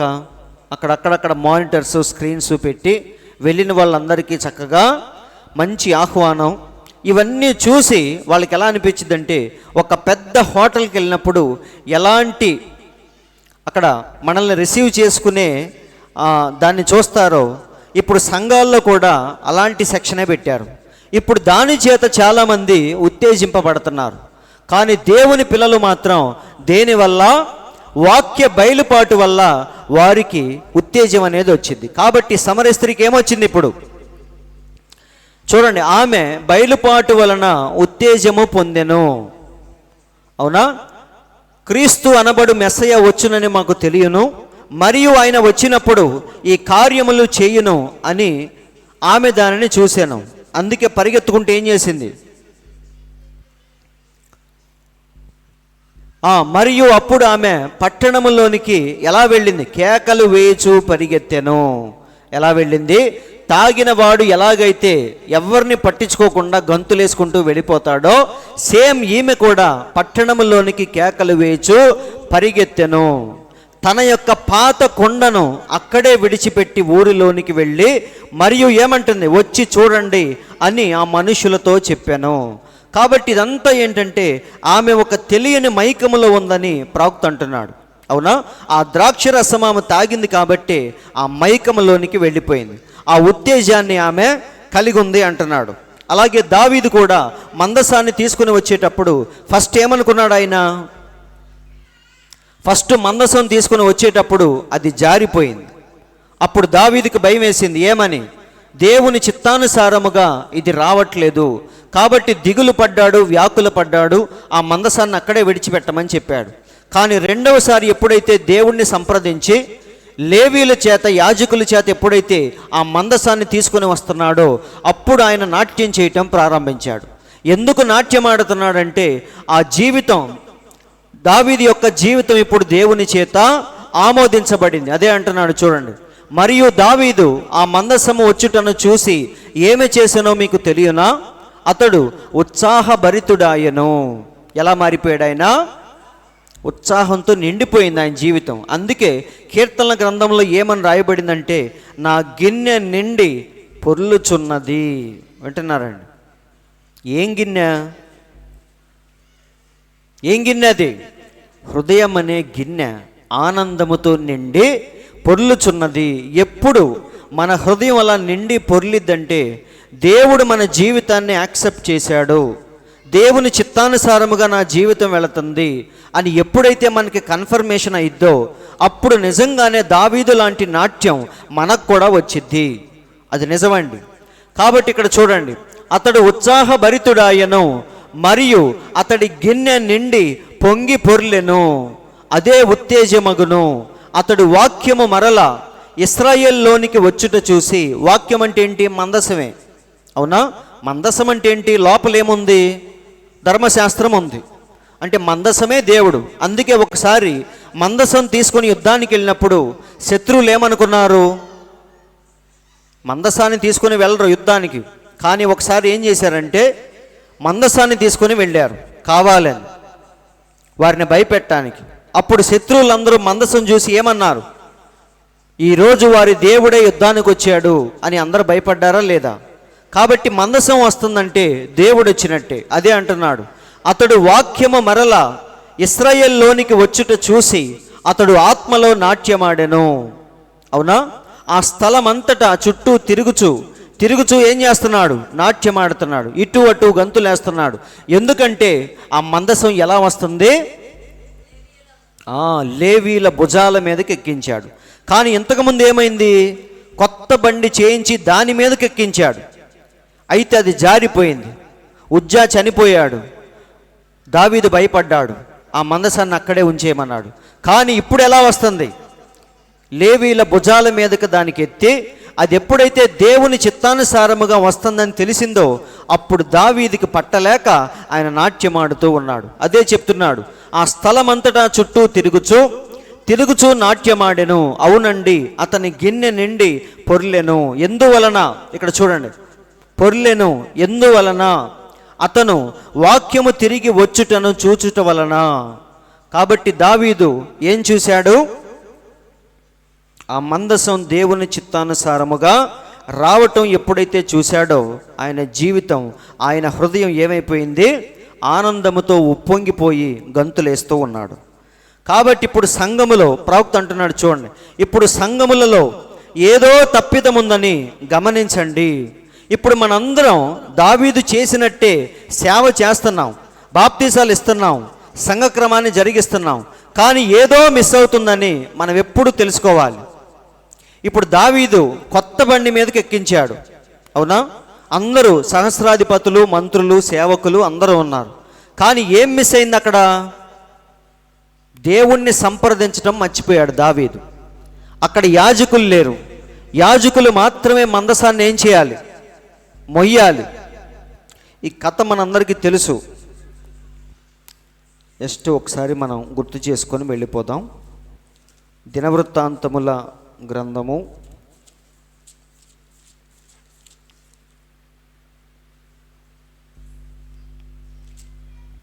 దావీదు ఏమంటున్నాడో చూద్దాం. మొదటి దినవృత్తాంతముల గ్రంథము 13వ అధ్యాయము 7వ వచనం ఒకసారి చదువుదాం. చూడండి, 13:7. వారు దేవుని మందసమును ఒక కొత్త బండి మీదకి ఎక్కించి అబీనాదాబు ఇంట నుండి తీసుకుని వచ్చిరి. ఉజ్జాయును అహ్యోయును బండిని తోలిరి. దావీదును ఇశ్రాయేలీయులందరూ తమ పూర్ణ శక్తితో దేవుని సన్నిధిని పాటలు పాడుచు సితారాలను, స్వరమండలములను, తంబురులను, తాళములను వాయించుచు బోరలు ఊదుచుండిరి. వారు కీదోను కళ్ళమునొద్దకు వచ్చినప్పుడు ఎడ్లకు కాలు జారినందున మందసమును పట్టుకొనవలనని ఉజ్జా చేయి చాపగా యెహోవా కోపము అతని మీద రగులుకొనెను. అతడు తన చెయ్యి మందసమునొద్దకు చాపగా ఆయన అతన్ని మొత్తెను గనక అతడు అక్కడనే దేవుని సన్నిధిని చనిపోయాను. అక్కడ జరిగింది అది. అప్పుడు దావీదు ఏమనుకున్నాడో చూడండి. యెహోవా ఉజ్జాను వినాశనము చేయుట చూసి దావీదు వ్యాకుల పడెను. దావీదు ఏం చేశాడు? వ్యాకుల పడ్డాడు. ఎక్కడో ఏదో తప్పు జరిగింది. ప్రవక్త అదే అంటున్నాడు ఇక్కడ చూడండి. ఇప్పుడు సంఘములలో ఎక్కడో ఏదో తప్పిదమున్నదని గమనించండి. చూడటానికి అంతా కరెక్ట్గా ఉన్నట్టుగా కనిపించింది మనకి. మా పాస్టర్ కరెక్టే, మేము తీసుకునే బాప్తీసం కరెక్టే, మేము ఆచరించే సంఘక్రమం కరెక్టే అని చాలామంది అనుకుంటారు. కానీ ఎక్కడో ఏదో తప్పు ఉంది. ఏంటది? ఇక్కడ చూడండి, రెండవసారి ఏమన్నాడో చదువుతాం. 15వ అధ్యాయము 13వ వచనం. 15:13. ఇంతకు మునుపు మీరు ఇశ్రాయేలీల దేవుడైన యెహోవా మందసమును మోయక ఉండుట చేతను మనము మన దేవుడైన యెహోవా యొద్ద విధిని బట్టి విచారణ చేయక ఉండుట చేతను ఆయన మనలో నాశనము కలుగ చేసెను. అందరికి అర్థమైందా చదివింది? దావీదు అంటున్నాడు ఏమని? ఇంతకు ముందు మనం దేవుని యొద్ద విచారణ చేయలేదు, అవునా? అందుకే దేవుడు మనకి వినాశనాన్ని కలుగజేశాడు. దేవుని పిల్లలైతే ఇలా ఆలోచిస్తారు. తప్పు జరగగానే, ఏదో కుటుంబంలో సమస్య రాగానే వెంటనే మనం ఏం చేయాలి? ఎక్కడ తప్పిపోయామో మన మార్గములను పరిశీలించుకోవాలి. కాబట్టి ఇప్పుడు ప్రవక్త అదే అంటున్నాడు. ఇక్కడ చదవండి. ఇప్పుడు సంఘములలో ఎక్కడో ఏదో తప్పిదమున్నదని గమనించండి. ఏంటా తప్పు? మరియు అదేదనగా, చాలా జాగ్రత్తగా చూడండి. దాన్ని ఎట్లు చేయవలనో వారికి తెలియనంత వరకు ప్రజల మనస్సులను నాయకులు ఏం చేస్తున్నారు? తిప్పివేయచ్చు. వారి యొక్క దృష్టిని నాయకులు ఏం చేస్తున్నారంటే తిప్పివేస్తున్నారు, వేరే దాని మీదకి తిప్పేస్తున్నారు అంటున్నాడు. అర్థమైందా నేను చెప్పింది? ప్రవక్త ఏమంటున్నాడు? నాయకులు ఎప్పుడు కూడా ప్రజల్ని సూటిగా వాక్యము దగ్గరికి నడిపించాలి, అవునా? ఈ వాక్య ప్రకారముగా నువ్వు జీవిస్తావా లేదా అనే తర్వాత, కానీ నువ్వు వాక్యాన్ని మాత్రం వాక్యముగానే చూడాలి, వాక్యాన్ని ప్రేమించాలి, దాని ప్రకారముగా జీవించడానికి నువ్వు శ్రమపడాలి, ప్రయాసపడాలి, కింద పడినా సరే లేచి మళ్ళీ ప్రయత్నించాలి. ఇట్లా విశ్వాసులను ఏం చేయాలి? నాయకులు వాక్యము మీదనే నిలబెట్టడానికి ప్రయత్నించాలి. కానీ వీళ్ళు ఏం చేస్తున్నారంటే పద్ధతులు, ఆచారాలు, సిద్ధాంతాల చేత వాక్యము నుండి తొలగిపోయేటట్టుగా చేస్తున్నారు. అందుకే దావీదు ఏం చేశాడు? వాక్యాన్ని సంప్రదించలేదు, దేవుణ్ణి సంప్రదించలేదు, యాజకుల్ని తీసుకెళ్ళలేదు. అందుకే మందసం ఏమైపోయింది? జారిపోయింది. ఉజ్జా ఏమైపోయాడు? చనిపోయాడు. అందుకే రెండవసారి ఏమంటున్నాడు? యాజకులైన మీరు మందసం మొయ్యలేదు కాబట్టి దేవుడు మనకు వినాశనాన్ని కలుగజేశాడు. కాబట్టి పదండి, ఇప్పుడు మీరు ఎత్తుకోవాలి మందసం అన్నాడు. ఎప్పుడైతే కరెక్ట్గా వస్తుందో అప్పుడు దావీదు యొక్క గిన్నె నిండి పొర్లుచు ఆయన గంతులేస్తా ఉన్నాడు. అందరికి అర్థమైందా? కాబట్టి సహోదరులారా, నిజమైన ఆనందం మనిషికి ఎప్పుడంటే దేవుని చిత్తాన్ని నెరవేర్చినప్పుడే ఒక మనిషికి నిజమైన ఆనందం దొరికేది. 100 రూపాయలు వచ్చినప్పుడు కాదు, 1 కోటి రూపాయలు వచ్చినప్పుడు కాదు, పగలంతా కష్టపడి 2000 మనం సంపాదించినప్పుడు కాదు, కానీ దేవుని యొక్క చిత్త ప్రకారముగా మన కుటుంబం, మన జీవితం వెళుతుందన్నప్పుడే ఒక మనిషికి సరైన తృప్తి, ఆనందం కలిగేది. ఇక్కడ దావీదు అందుకే ఏం చేస్తున్నాడు? నాట్యం ఆడుతున్నాడు. ఎందుకంటే ఆయన జీవితాన్ని దేవుడు శబాష్ అన్నాడు. అలాగే ఒకరోజు మన దేవుడు మనకి ఏమని చెప్పబోతున్నాడు? బలా నమ్మకమైన మంచి దాసుడా అని దానికోసం మనం ప్రయత్నించాలి. అవునా? కాబట్టి ఇప్పుడు సంఘములో ఏదో తప్పు ఉంది అంటున్నాడు ప్రవక్త. ఏంటా తప్పు? ప్రజల్ని వాక్యము వైపుకు కాకుండా సిద్ధాంతాలనే దాని వైపు ప్రజల్ని ఏం చేస్తున్నారు? నాయకులు తిప్పేస్తున్నారు. దానివల్ల ఏమవుతుందంటే నువ్వు పాపాన్ని ఎదిరించే శక్తి సంఘానికి ఉండదు. వింటున్నారండి? ఏదైనా ఒక పెద్ద వ్యాధి కానీ, బాధ కానీ, సమస్య వచ్చినప్పుడు దాన్ని ఎదుర్కొనే శక్తి విశ్వాసులకు ఉండదు. ఆత్మీయముగా ఎలా జీవించాలో వారికి తెలియదు. రేపు దేవుడు వచ్చినప్పుడు ఎత్తబడే గుంపులో ఎలా ఉండాలో వారికి తెలియదు. ఆది కాండంలో ఏం జరిగిందో వారికి తెలియదు. అపవాది వాడి పక్కనే ఉన్నాడన్న విషయం కూడా వారికి తెలియదు. ఇలాంటి స్థితిలో సంఘం ఉంటుంది. కానీ ఉండటానికి 1,00,000 మంది ఉంటారు. అయితే నాయకులు ఏం చేస్తున్నారు? వాక్యము వైపుకు కాకుండా సిద్ధాంతాల వైపు వారిని మళ్ళిస్తూ ఉన్నారు. ప్రవక్త అదే అంటున్నాడు. కాబట్టి మనము విద్య ద్వారా సంఘాన్ని అభివృద్ధి చేయటానికి, దేవుణ్ణి పట్టుకోవటానికి ప్రయత్నిస్తున్నాం. దేని ద్వారా? విద్య ద్వారా. కానీ విద్య ద్వారా దేవుణ్ణి ఎప్పుడు మనం పట్టుకోలేము. అలాగే నియంతృత్వము ద్వారా ప్రయత్నించుచున్నాము. నియంతృత్వం అంటే ఏంటి? నియంతలాగా ఒకడు ఉంటాడు, పెద్ద పాస్టర్ గారు, నాన్నగారు, అయ్యగారు, ఆయనకు ఆ పేర్లు పెట్టి ఆయన చుట్టూ తిరుగుతూ ఉంటారు అందరూ. అవునా? ఏ అభిప్రాయం వచ్చినా సరే మా పెద్దయ్య గారిని అడగాలి, ఆయన చెప్పిందే నిజం. వాక్యంలో ఎలా ఉన్నా మాకు అనవసరం, మా పెద్దయ్య గారు చెప్పిందే మేము పాటిస్తాం. ఇలాంటి మనస్తత్వంతో ఉంటారు చాలా సంఘాల్లో. అలా నియంతృత్వము ద్వారా దాన్ని ప్రయత్నిస్తున్నాం, కానీ మనం పొందుకోవట్లేదు. దేవుడు మనకి స్పందించట్లేదు. అలాగే మానసిక శాస్త్రము ద్వారా ప్రయత్నించాము, అయినా అవ్వలేదు. సంఘ శాఖల ద్వారా ప్రయత్నించాము, అయినా అవ్వలేదు. మనము సమస్తము ద్వారా ప్రయత్నించాము, కానీ దేనివల్ల ఉపయోగం లేదు. అయితే ప్రవక్త అంటున్నాడు చూడండి, అయితే రక్తము కింద తప్పనిచ్చి వేరే ఎక్కడైనా సరే దేవుడు దాన్ని సంధించలేదు. రక్తము ఉన్న స్థలమందే దేవుడు మానవుణ్ణి సంధించును. కాబట్టి దేవుడు మనము కలుసుకునే ఒకే ఒక్క ప్రదేశం ఏంటి? రక్తము. అందుకే మనం ఎక్కడికి రావాలి? రక్తము దగ్గరికి రావాలి. ఎందుకీ రక్తం అంటే ఏంటి? రక్తం ఎక్కడ ఉంది చెప్పండి? రక్తం అంటే ఏంటి? రక్తం అంటే ఏదో కాదు, వాక్యమే. అందరూ వింటున్నారండి? రక్తం అంటే ఏంటి చెప్పండి? నేను సాక్ష్యమిచ్చువారు 3. ఎవరు వాళ్ళు? నీళ్లు, రక్తము, ఆత్మ. ఈ 3 సాక్ష్యం ఇచ్చేది. నేను చెప్పిన మాటలే రక్తము, నీళ్లు, ఆత్మ అని దేవుడు స్పష్టంగా చెప్పాడు. కాబట్టి మనం ఎక్కడికి రావాలి? రక్తము దగ్గరికి మాత్రమే రావాలి. ఇక్కడ చూడండి, ఆయన ఒకే ఒక మనిషిని తనకు పూర్తిగా లోపరుచుకొని ఆ వ్యక్తిని ఉపయోగించుకొనును. అందరికి అర్థమైందా? ఇప్పుడు ప్రవక్త ద్వారా దేవుడు అనేకమైన అద్భుతాలు చేశాడు. చచ్చిన వారిని కూడా దేవుడు బ్రతికించాడు. ఇప్పుడు మనలో ఎవరికైనా ఈ ఆలోచన రావచ్చు, ఏమని? దేవుడు ప్రవక్తను వాడుకున్నట్టుగా నన్ను కూడా వాడుకుంటే బాగుండు. మన ప్రవక్త తాగటానికి వెళ్ళినప్పుడు దేవుడు ఏమన్నాడు? మందు తాగుదామని వెళ్ళాడు, ఆయన గ్లాస్ కూడా తీసుకున్నాడు. కానీ దేవుడు మాత్రం సుడిగాలిలో వచ్చి మద్యము సేవించవద్దు. సేమ్ సంసోను గురించి దేవుడు ఏమేమైతే చెప్పాడో అలాగే మన ప్రవక్త కూడా దేవుడు చెప్పాడు. అయినా సరే తాగటానికి ఎప్పుడైతే ప్రయత్నించాడో ఆ స్వరము ఇంకా ఇంకా ఇంకా రీసౌండ్ లాగా వినపడి ఆ గ్లాస్ అక్కడే విడిచిపెట్టి పారిపోయేటట్టుగా దేవుడు మాట్లాడాడు. ఇప్పుడు మనకు కూడా అనిపించవచ్చు, ఏమని? తప్పు చేయటానికి మనం వెళ్ళినప్పుడు దేవుడు మనల్ని కూడా అలా గట్టి గట్టిగా అరిచి సంధించి మనల్ని పట్టుకొని లాగొచ్చు కదా అని. కానీ కాదండి, దేవుడు ఆ వ్యక్తిని చిన్నప్పటి నుండే సేవ కోసం ప్రత్యేకించాడు. ఎందుకు అంటే ఇక్కడ చూడండి, తనకు పూర్తిగా లోపరుచుకొని ఆ వ్యక్తిని ఉపయోగించుకొనును. ఇప్పుడు దేవుడు మనల్ని వాడుకోవాలంటే మనం పూర్తిగా దేవునికి ఏమవ్వాలి?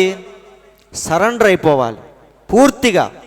అప్పుడు మాత్రమే దేవుడు మనల్ని పూర్తిగా వాడుకుంటాడు. కొంచెం దేవుని ఆలోచన, కొంచెం మానవ ఆలోచన మనలో ఉంటే మాత్రం దేవుడు ఖచ్చితంగా మనల్ని వాడుకోడు. కానీ ప్రార్థన చేస్తే నీకు కావాల్సిన దేవుడు ఇస్తాడు. ప్రభువా నాకు ఫలాంది ఇవ్వంటే ఇస్తాడు. కానీ దేవుడు నిన్ను వాడుకోవాలంటే మాత్రం మనం ఎలా మారిపోవాలి? అందుకే కీర్తనల గ్రంథంలో ఏమనుంది? దేవుడు ఎవరి కోసం చూస్తున్నాడు? నమ్మకస్తులైన వారి కోసం దేవుడు కనిపెడుతున్నాడు, చూస్తున్నాడని చక్కగా రాయబడింది.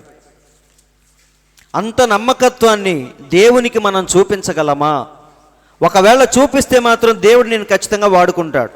కానీ అంత నమ్మకాన్ని దేవునికి మనం ఇవ్వలేము. మన భార్యకు భర్తకే నమ్మకముగా మనం ఉండలేం, అవునా? ఒక మంచి స్నేహితుడికే మనం నమ్మకముగా ఉండలేం. అలాంటిది దేవునికి నమ్మకముగా ఉండగలమా అని ఒక చిన్న ప్రశ్న వేసుకుంటే అది మన వల్ల కాని పని. అందుకే దేవుడు ఎవరి కోసం చూస్తున్నాడు? మన ప్రవక్తను దేవుడు ఎందుకు వాడుకున్నాడంటే దేనికి? 101వ కీర్తన 6వ అధ్యాయం. చూడండి, నా యొద్ద నివసించుటకు దేశములో నమ్మకస్తులైన వారిని నేను కనిపెట్టుచున్నాను. దాని కింద చదవండి. నిర్దోష మార్గమందు నడుచువారు నాకు పరిచారకులగుదురు. అందరూ ఆలకిస్తున్నారండి. కాబట్టి దేవుడు మనల్ని వాడుకోవాలంటే మనమేమి పైనుంచి ఊడిపడాల్సిన పని లేదండి.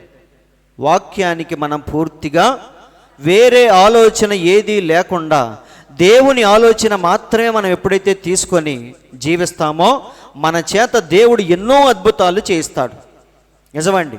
అందుకే ప్రవక్తను దేవుడు అంతలా వాడుకుంది. ఎందుకంటే చిన్నప్పటి నుండి మన ప్రవక్త దేవుణ్ణి ప్రేమించినట్టుగా, వాక్యాన్ని ప్రేమించినట్టుగా దేన్ని కూడా ప్రేమించలేదు. భార్యను కానీ, పిల్లలను కానీ, సంఘాన్ని కానీ దేనికి ఇవ్వనంత ప్రాధాన్యత తన జీవితంలో దేనికి ఇచ్చాడు? దేవునికి ఇచ్చాడు. అందరూ ఆలకిస్తున్నారు. చిన్న సమయం ఫ్రీ టైం దొరికినప్పుడు కూడా మన ప్రవక్త తుపాకీ తీసుకొని వేటకెళ్తున్నానని చెప్పి ఆయన గుహలోనికి వెళ్ళిపోయి 2-3 రోజులు అక్కడే గడిపేవాడు. అడవిలో వేటాడుకొని ఆ జంతువుల్ని తింటా ఆ గుహలోనే ప్రార్థన చేసుకుంటూ అక్కడే దేవునితో ఒంటరిగా గడిపేవాడు. అయితే మనం ఏం చేస్తాం? సెలవు దొరికినప్పుడు, ఫ్రీ టైం దొరికినప్పుడు భార్య పిల్లలతో, కుటుంబీకులతో మనం స్పెండ్ చేయాలని చూస్తాం. కానీ ప్రవక్త మాత్రం ఆ చిన్న సమయాన్ని కూడా దేవునికే ఇచ్చేవాడు.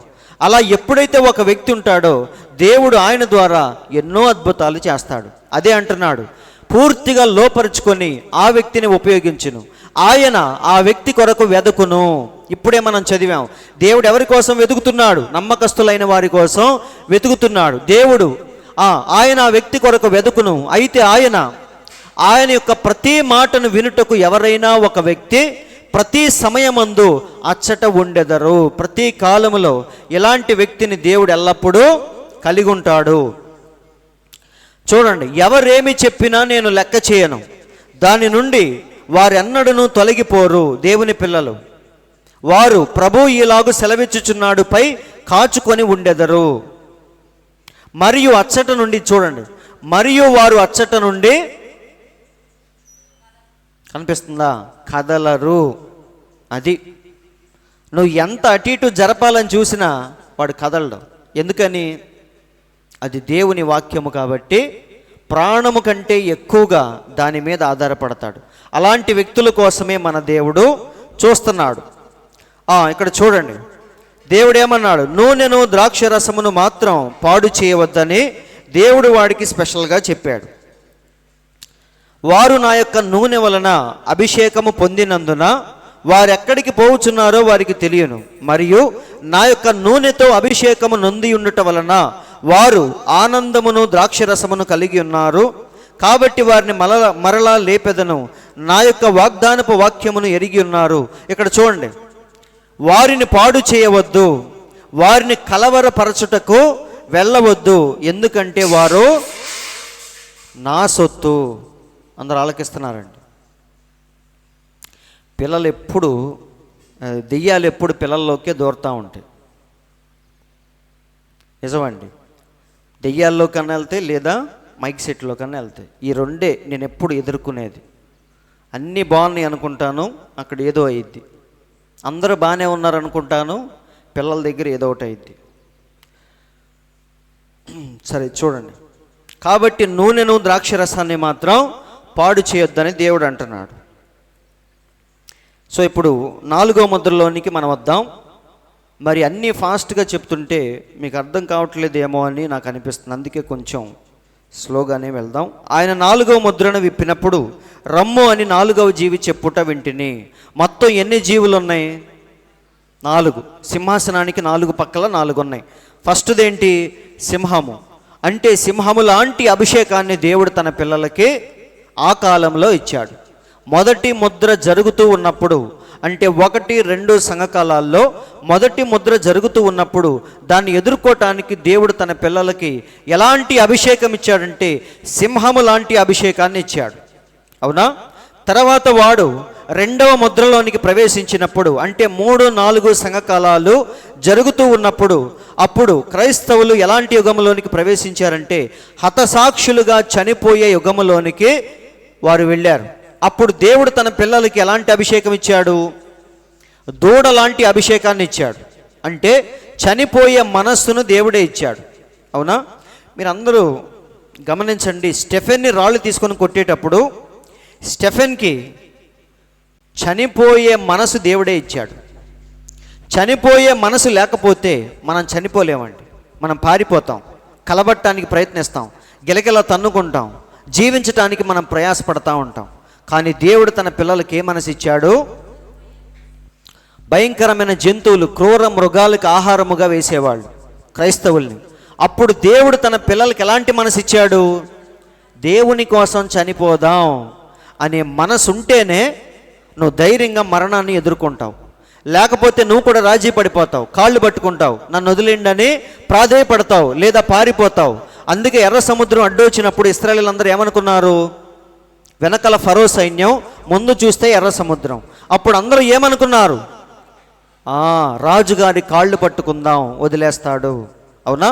కానీ చావటానికి సిద్ధపడదాం అన్నవాడు ఎంత మాత్రం కూడా రాజీ పడడు. కాబట్టి దేవుని పిల్లలకి దేవుడు దూడలాంటి స్వభావాన్ని, అభిషేకాన్ని ఇచ్చాడు. అందుకే వాళ్ళందరూ 6,80,00,000 మందిని వాడు అతి కిరాతకంగా చంపాడు. కానీ వారేం భయపడలేదు, వాక్యాన్ని ఏం విడిచిపెట్టలేదు. అవునా? క్రైస్తవ్యం అనేది ఇంకా ఏమైంది? బలపడుతూ వెళ్ళిందే తప్ప క్రైస్తవ్యాన్ని ఎవ్వడూ ఆపలేకపోయాడు. ఎందుకంటే ఆ అభిషేకాన్ని ఇచ్చింది ఎవరు? ఒక మనిషి చేత ప్రభావితం చేయబడితే అది ఆ కాసేపే ఉంటుంది. అవునా? ఇప్పుడు నక్సలైట్లు వచ్చి ఏం చేస్తారు? యవనస్తులందరినీ కూర్చోబెట్టి విప్లవం వర్ధిల్లాలని చెప్పేసి వారిని రెచ్చగొడతారు. సమాజంలో జరిగే అన్యాయాలు, అక్రమాలు వివరించి మీరు కూడా నక్సలిజంలోకి రండి అని పిల్లల్ని రెచ్చగొడతా ఉంటారు. ఆ కాసేపు ఎలా ఉంటుంది మనకి? మా డాడీ ఒకరోజు ఆ మీటింగ్కి వెళ్ళి నక్సలైట్ అయిపోదాం అనుకున్నాడంట. అలా అనిపించిందంట ఆయనకి. అంటే వాళ్ళ ప్రసంగాలు అలా ఉంటాయి, నేను కూడా అయిపోదాం అనుకున్నాను అన్నాడు. నిజమే, కానీ ఆ కాసేపు మన రక్తం ఏమైద్ది? మరిగిపోద్ది. కానీ తర్వాత ఏమైపోద్ది? మళ్ళీ చల్లబడిపోద్ది. కానీ ఇక్కడ అభిషేకం ఇచ్చింది మాత్రం ఎవరంటే ఒక మనిషి కాదు, దేవుడే ఆ మనసు ఇచ్చాడు. కాబట్టి వారు చనిపోతున్నారు, కానీ క్రైస్తవ్యం మాత్రం ఇంకా విస్తరించుకుంటూ వెళ్ళిపోయింది. తర్వాత 3వ జీవి ఎవరు? మానవ ముఖము. మానవుడు అంటేనే తెలివితేటలకి, జ్ఞానానికి సాదృశ్యము. అవునా? అయితే ఇది ఏ జ్ఞానము? చదువుకొనుట ద్వారా వచ్చే జ్ఞానం కాదు. చాలామంది ఏమంటారు? అందుకే జ్ఞానం కోసం మేము బాగా చదువుతున్నాం అంటారు. కానీ ఇది చదువు ద్వారా వచ్చే జ్ఞానము కాదండి. అందుకే నేను మీకు ఎప్పుడు చదివిస్తూ ఉంటాను. హోషేయ గ్రంథంలో ఏమని రాయబడింది? యెహోవాను గూర్చిన జ్ఞానము సంపాదించుదము రండి అని ఉందా లేదా? ఒకసారి చదవండి. హోషేయ గ్రంథము 6వ అధ్యాయము 2వ వచనం అనుకుంటా. ఇది ఏ జ్ఞానము? చదువుకొని PhD చేస్తే వచ్చే జ్ఞానమా? మరి ఎలా వచ్చే జ్ఞానం ఇక్కడ రాయబడింది? చదవండి. హోషేయ గ్రంథము 747. యెహోవాను గూర్చిన జ్ఞానము సంపాదించుకుందాము రండి. ఏ జ్ఞానం ఇది? IAS IPS చదివే జ్ఞానం కాదు. వింటున్నారండి? ఇది ఏ జ్ఞానము? శాస్త్రవేత్తలకు ఉండే జ్ఞానము కాదు. అంతరిక్షంలో ఏం జరుగుతుందో తెలుసుకునే జ్ఞానము కాదు. ఇది ఏ జ్ఞానము? యెహోవాను గూర్చిన జ్ఞానము. చనిపోయిన తర్వాత నిత్య రాజ్యాన్ని, పరలోకాన్ని ఎలా సంపాదించుకోవాలో తెలియచేసే జ్ఞానము. ఇది చూడండి ఎలా వచ్చిందో చదవండి. యెహోవాను గూర్చిన జ్ఞానము సంపాదించుకొనుటకు, అది చాలా సింపుల్. ఆ జ్ఞానం ఎలా సంపాదించాలి? అందరూ వింటున్నారండి. ఇప్పుడు మనం డాక్టర్ చదవాలంటే, నేను చదివినప్పుడు మా కాలేజీలో సీట్ ఎంతో తెలుసా? 60 లక్షలు. అప్పుడులోనే, ఇప్పుడు చాలా ఉందలేండి. 60 లక్షలు అంటే గుండెలు పగిలిపోయాయి ఆ టైంలో. అంటే ఏంటి? 60 లక్షలు ఖర్చు పెట్టి వాడు ఏం చదవటానికి వచ్చాడు? ఎంబీబీఎస్ చదవటానికి వచ్చాడు, అవునా? చదివిన తర్వాత వాడు ఏం సాధిస్తాడు?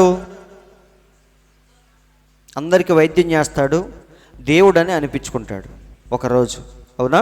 కానీ చనిపోయిన తర్వాత పరలోకానికి ఎలా వెళ్ళాలో మాత్రం వాడికి తెలియదు. అందుకే ధనవంతుడు వచ్చినప్పుడు దేవుడు ఏమన్నాడు? నీ ధనాన్ని విడిచిపెట్టి వచ్చి నన్ను వెంబడించు అన్నాడు. కాబట్టి యెహోవాను గూర్చిన జ్ఞానాన్ని ఎలా సంపాదించాలి? చాలా సింపుల్. అది దేవుణ్ణి అనుసరిస్తే ఆ జ్ఞానం మనకు వచ్చింది అంటున్నాడు. చూడండి, యెహోవాను గూర్చిన జ్ఞానము సంపాదించుకొనుటకు ఆయనను అనుసరించుదము రండి. అందుకే ధనవంతుడితో దేవుడు ఏమన్నాడు? వచ్చి నన్ను వెంబడించు అన్నాడు. ఆ ఒక్కటి వాడు చేయలేకపోయాడు, చచ్చి పాతాళం వెళ్ళాడు, అవునా? కానీ శిష్యుల్ని కూడా దేవుడు పిలిచాడు, రండి మిమ్మల్ని మనుషులు పట్టే జాలర్లుగా చేస్తానని. వారందరూ దేవుని వెంబడించారు. వారి కోసం దేవుడు 12 సింహాసనాలని పరలోకములో సిద్ధపరిచాడు, అవునా? ఇప్పుడు శిష్యులకి ఏ జ్ఞానం ఉంది? ధనవంతుడికి ఏ జ్ఞానం ఉంది? ధనవంతుడికి ఏముంది? ఈ లోకాన్ని ఎలా సంపాదించాలో వాడికి జ్ఞానం ఉంటే, శిష్యులకి ఏ జ్ఞానం ఉంది? నిత్య జీవాన్ని ఎలా సంపాదించుకోవాలో దేవుడు వారికి ఆ జ్ఞానం ఇచ్చాడు. కాబట్టి మానవ ముఖం అంటే ఏం చూపిస్తుంది? జ్ఞానాన్ని, తెలివితేటల్ని, చురుకుదనాన్ని చూపిస్తూ ఉంది. ఎందుకంటే 3వ ముద్రలో వాడు త్రాసు తీసుకొని మాటలు చెప్పి మాయలు చేస్తున్న సమయంలో వాడి మాయలు, మోసాలు పసిగట్టే జ్ఞానాన్ని దేవుడు తన పిల్లలకి ఇచ్చాడు. అదే మానవ యొక్క ముఖము. ఇప్పుడు లాస్ట్ అండ్ ఫైనల్గా ఎక్కడికి వచ్చాడు? వాడు 4వ గుర్రం మీద కూర్చున్నాడు, అవునా? ఇప్పుడు 4వ జీవి ఏమంటుంది? రా, వచ్చి చూడు అంటుంది. ఆ 4వ జీవి ఏది? ఎగురుచున్న పక్షిరాజు. అందరు వింటున్నారండి. ఇక్కడ ప్రవక్త అంటున్నాడు, ఫస్ట్ అభిషేకం ఏంటిది? సింహం, అవునా? సింహం అంటే ఏంటి? మన దేవుడే. మన దేవుడేంటి? యూదా గోత్రపు సింహం కదా. సో దేవుని యొక్క అభిషేకాన్ని మళ్ళీ మొదటి సంఘకాలంలో ఉన్న ప్రజలకు ఇచ్చాడని ప్రవక్త అంటున్నాడు. ఇక్కడ చూడండి, మొదటి కాలము ఒక సింహపు యుగం, అది యూదా గోత్రపు సింహం. క్రీస్తు ఆయన యొక్క సొంత జీవపు ప్రభావము ఆ కాలమును తీసుకొనెను. నిజమా ఒట్టిదా ఇది? ఇప్పుడు ఫస్ట్ సంఘకాలానికి దూత ఎవరు? పౌలు. పౌలు ఏమన్నాడు? నేను క్రీస్తుని పోలి నడుచుకున్నాను, మీరు నన్ను పోలి నడుచుకోండి అన్నాడు.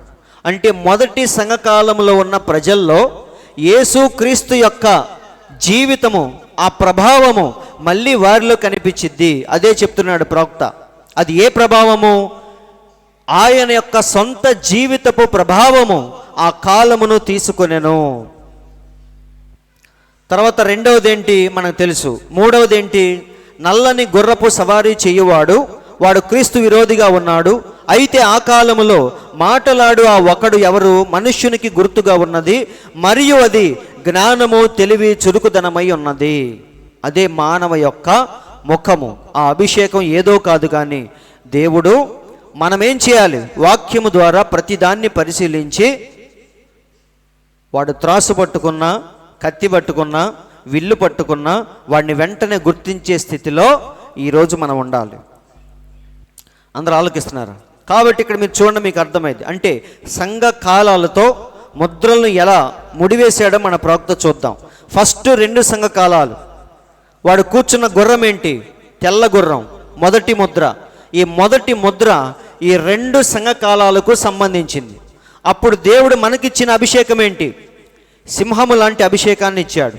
తర్వాత 2వ ముద్ర తెరవంగానే ఇప్పుడు ఈ 2 సంఘ కాలాలకు సంబంధించిందే 2వ ముద్ర. వాడు ఏం తీసుకున్నాడు? కత్తి తీసుకొని కూర్చున్నాడు. అంటే ఈ 3వ సంఘకాలం, 4వ సంఘకాలంలో విపరీతమైన చీకటి, విపరీతముగా క్రైస్తవుల్ని 6,80,00,000 మందిని చంపింది ఈ యుగంలోనే. కాబట్టి ఇది రెండవ ముద్ర. దేవుడు అప్పుడు తన పిల్లలకి ఇచ్చిన అభిషేకం ఏంటి? దూడ. తర్వాత మూడవ ముద్ర 5-6 సంఘకాలాలకు సంబంధించింది మూడవ ముద్ర. అందుకే చీకటిలోకి వెళ్ళిపోయిన క్రైస్తవుల్ని మార్టిన్ లూథర్ వెస్లీ ద్వారా దేవుడు ఏం చేశాడు? మళ్ళీ వెలుగులోనికి రప్పించాడు. అదే కాలంలో చాలామంది వచ్చారు ఇక్కడికి. మోడీ అని చాలామంది సంఘ సంస్కర్తలు వచ్చి క్రైస్తవ్యాన్ని బాగా బలపరిచిన కాలం ఇది, మూడవ ముద్ర. అప్పుడు దేవుడు తన పిల్లలకి ఇచ్చిన అభిషేకం ఏంటి? మానవ జ్ఞానము. వింటున్నారండి? తర్వాత లాస్ట్కి వచ్చేసరికి మనం జీవిస్తున్న సంఘకాలంలో ఏ ముద్ర తెరవబడిద్ది? 4వ ముద్ర. 4వ ముద్ర అంటే అది కొత్తది కాదు, ఈ మూడిటిని కలగలిపిందే ఆ ముద్ర. వింటున్నారండి? ఇది కొత్తది కాదు. తెలుపు, ఎరుపు, నలుపుని మిక్స్ చేస్తే వచ్చేదే పేల్ కలర్. పేల్ అంటే ఏంటి చెప్పలేము. అది ఏ కలరు? తెల్లగా ఉన్నట్టే కనపడుతుంది కానీ తెలుపు కాదు. బ్లూగా ఉన్నట్టే కనపడిద్ది కానీ బ్లూ కాదు. ఒకలాంటి పాలిపోయిన రంగు అది పేల్ కలర్. తెలుగులో పాండుర వర్ణపు గుర్రం అని రాశారు. కాబట్టి అది ఎప్పుడు ఎక్కడ జరుగుతుందంటే మనం జీవిస్తున్న చిట్ట చివరి సంఘకాలంలోనే ఈ 4వ ముద్ర అనేది జరుగుతూ ఉంది. కాబట్టి ఇప్పుడు దేవుడు తన పిల్లలకి ఇచ్చిన అభిషేకం ఏంటి? పక్షిరాజు అభిషేకాన్ని దేవుడు మళ్ళీ మనకిచ్చాడు. అందరూ వింటున్నారా? సింహం అంటే దేవుడు, అవునా? మొదటి సంఘకాలంలో. మళ్ళీ పక్షిరాజు అంటే ఎవరు? మళ్ళీ దేవుడే. ఎందుకంటే దేవుడేమన్నాడు? పక్షిరాజు తన గూడు రేపి పిల్లల్ని రెక్కల మీద ఎక్కించుకున్నట్టుగా నేను వారిని నడిపించాను అని దేవుడు తనను తాను దేంతో పోల్చుకున్నాడంటే పక్షిరాజుతో పోల్చుకున్నాడు. తన పిల్లల్ని కూడా దేంతో పోల్చాడు? పక్షిరాజులతోనే పోల్చాడు. ఎందుకు అంటే పక్షిరాజులో సింహం అంటే ఏంటి? ధైర్యానికి ముంగుర్తు. దూడంటే ఏంటి? బలవటానికే పుట్టిందని గుర్తు, అవునా? అయితే పక్షిరాజు అంటే ఏంటి? అన్నీ కలగలిపిన ఒక బిగ్ ఫోర్స్. ఏది? పక్షిరాజు. ఎందుకంటే అందులో ధైర్యము, వేగము అన్నీ కలగలిసిన పక్షి అది. అందుకే దేవుడు సపరేట్గా పక్షిరాజు గురించి చెప్తున్నాడు. చూద్దాం ప్రవక్త ఏమన్నాడో చూద్దాం. అయితే ఇప్పుడు పక్షిరాజు కాలము వచ్చినప్పుడు దేవుడు ఎల్లప్పుడూ తన యొక్క ప్రవక్తలను పక్షిరాజులకు పోల్చును. వింటున్నారండి? పౌలును చూసిన తర్వాత మళ్ళీ మధ్యలో ఎక్కడ కూడా ప్రవక్తలు మనకు కనిపించరు. వారందరూ సంఘ సంస్కర్తలు మాత్రమే. కానీ చివరి కాలం వచ్చేసరికి దేవుడు ఎవరిని పంపించాడు? మలాకి 4:5లో దేవుడు చెప్పాడు, భయంకరమైన ఉగ్రత మహాదినానికి ముందు ఏలియా అభిషేకముతో ఒక ప్రవక్తను పంపిస్తాను అని. అవునా? అంటే మళ్ళీ పక్షిరాజు కాలము కాబట్టే దేవుడు ప్రవక్తను పంపించాడు. ఎందుకంటే ప్రవక్తలందరినీ దేవుడు దేంతో పోల్చాడు? పక్షిరాజులతోనే పోల్చాడు, అవునా? పక్షిరాజు యొక్క ప్రత్యేకత ఏంటంటే 2. ఫస్ట్ది ఏంటంటే ఎత్తైన ప్రదేశంలో తన గూడు నిర్మించుకుంటుంది. అంత ఎత్తుకు ఎవడు ఎగరలేడు, అక్కడెవడు కట్టలేడు. అలాంటి ప్లేస్కి వెళ్ళేదే పక్షిరాజు. రెండవది ఏంటంటే అక్కడి నుండే తన ఎరను వెతుక్కునే జంతువు అది. ఇది ఎవడు చేయలేడు. పైకైతే వెళ్ళొచ్చు, కానీ విమానంలో వెళ్ళేటప్పుడు కింద రోడ్డు మీద ఎవడు నడుస్తున్నాడో మనం చూస్తామా? మనం చూడలేం, అవునా కాదా?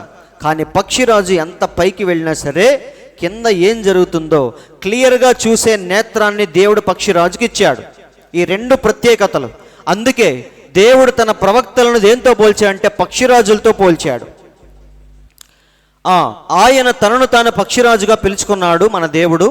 పక్షిరాజు చాలా ఎత్తునకు ఎగురును, దానికి ఏదియో తాకలేదు, ఏది కూడా అంత పైకి వెళ్ళలేదు.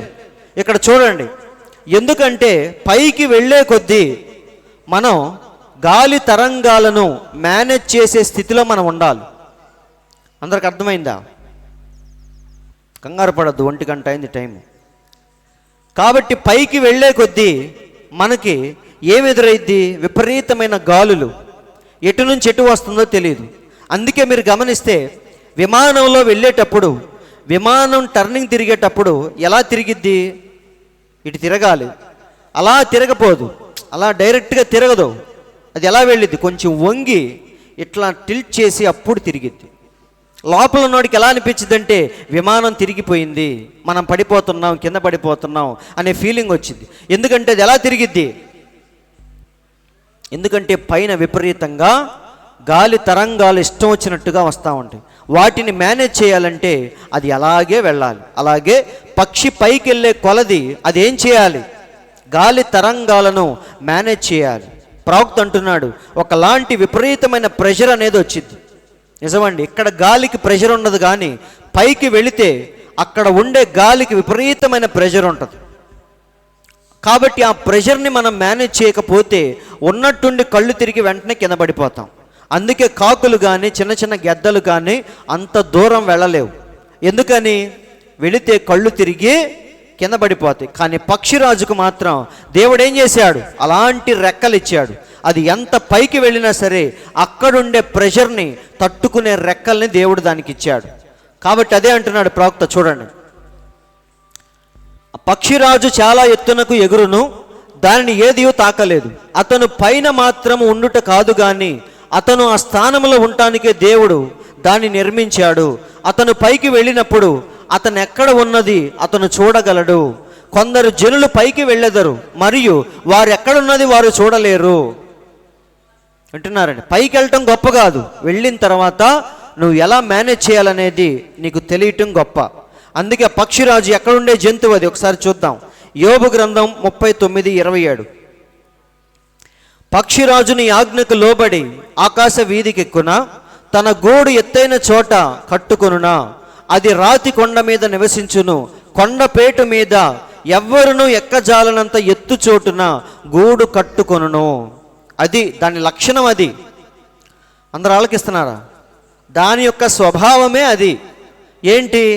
ఎత్తైన ప్రదేశాల్లో ఎగరటం, పెద్ద పెద్ద కొండల మీద గూడు నిర్మించుకోవటం, ఇట్లా దేవుడు దాన్ని డిజైన్ చేశాడు.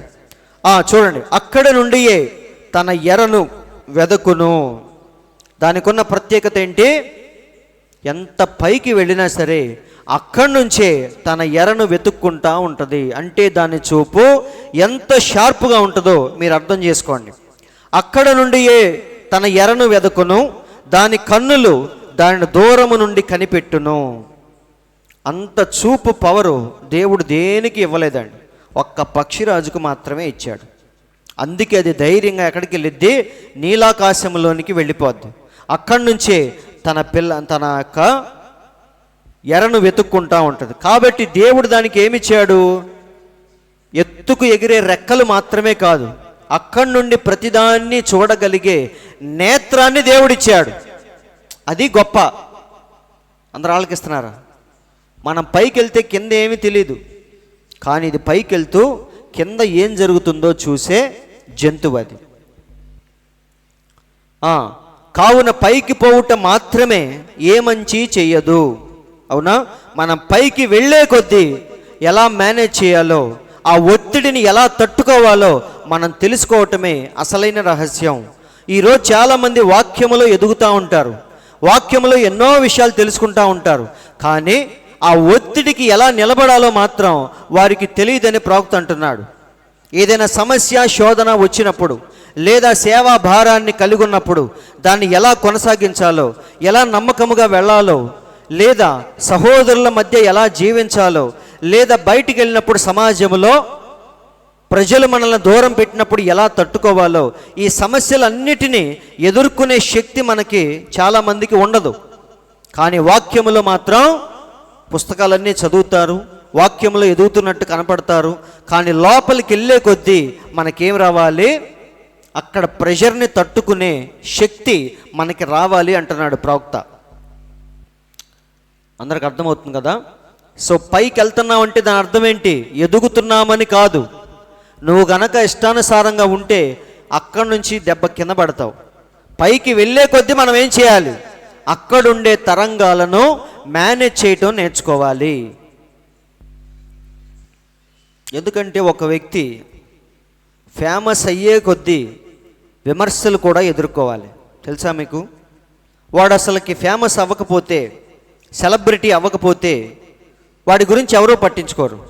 కానీ ఎప్పుడైతే ఒక వ్యక్తి సక్సెస్ఫుల్గా వెళ్ళిపోతూ ఉంటాడో, ప్రజలందరి దృష్టిలో ఎప్పుడైతే పడతాడో, వాడికి బోళ్ళని విమర్శలు కూడా ఎదురవుతూ ఉంటాయి, తెలుసా మీకు? కాబట్టి ఆ విమర్శల్ని, శోధనల్ని ఎదుర్కోవటానికి కూడా సిద్ధపడాలి. ప్రవక్త అదే అంటున్నాడు. ఇంగ్లీష్లో కూడా పెట్టాను, మీరు చదవండి. ప్రెషరైజ్డ్ అంటున్నాడు ప్రవక్త. అంటే ఏంటి?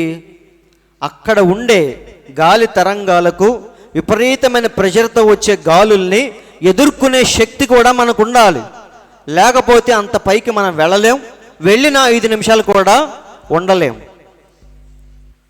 ఈరోజు చాలామంది చాలా ఎత్తుకు వెళ్తున్నారు, కానీ అక్కడ ఎలా మేనేజ్ చేయాలో మాత్రం ఎవరికీ తెలియట్లేదు. ఎన్ని సంఘాలైనా కడతారు, కొన్ని వేల మంది, లక్షల మంది సబ్స్క్రైబర్స్ ఉంటారు, అంతమంది ఫాలోవర్స్ ఉంటారు, అంత ఎత్తుకు ఎదిగినట్టుగా కనపడతాడు. కానీ వారు ఎలా మేనేజ్ చేయాలో, గాలి తరంగాల్ని ఎలా తట్టుకొని నిలబడాలో వారికి తెలియదు. పరిశుద్ధాత్మను ఎలా పొందాలో వారికి తెలియదు. ప్రజలందరినీ పరిశుద్ధాత్మ దగ్గరికి ఎలా నడిపించాలో వారికి తెలియదు. రాకడ కొరకు సంఘాన్ని ఎలా సిద్ధపరచాలో వారికి తెలియదు. కానీ సూట్లు బూట్లు వేసుకొని, కార్లు కొనుక్కొని సువార్త విస్తరించుకుంటూ వెళ్ళిపోతారు సేవను. కానీ ఎలా దాన్ని తట్టుకోవాలో, ఆ తరంగాలకు ఎలా తట్టుకొని నిలబడాలో వారికి తెలియదు. ఇక్కడ చూడండి, ఒక వ్యక్తి ఎంత తెలివి గలవాడైనప్పటికీ, తన యొక్క ఆలోచనల ద్వారా ఎంత మేధావి అయినప్పటికీ, అతను చెప్పు దాన్ని దేవుడు గనక బలపరచని ఎడల అక్కడేదో తప్పు ఉంది.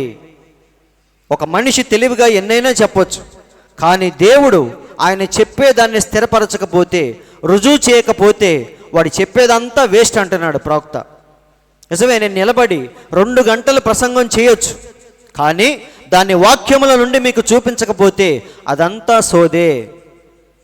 నిజమండి, వాక్యము కాకుండా వేరే ఏం చెప్పినా సోదే అది. నిజమే. అందుకే దేవుడు ఏమన్నాడు? సత్యమందు వీడిని ప్రతిష్ఠ చెయ్యి, నీ వాక్యమే సత్యము.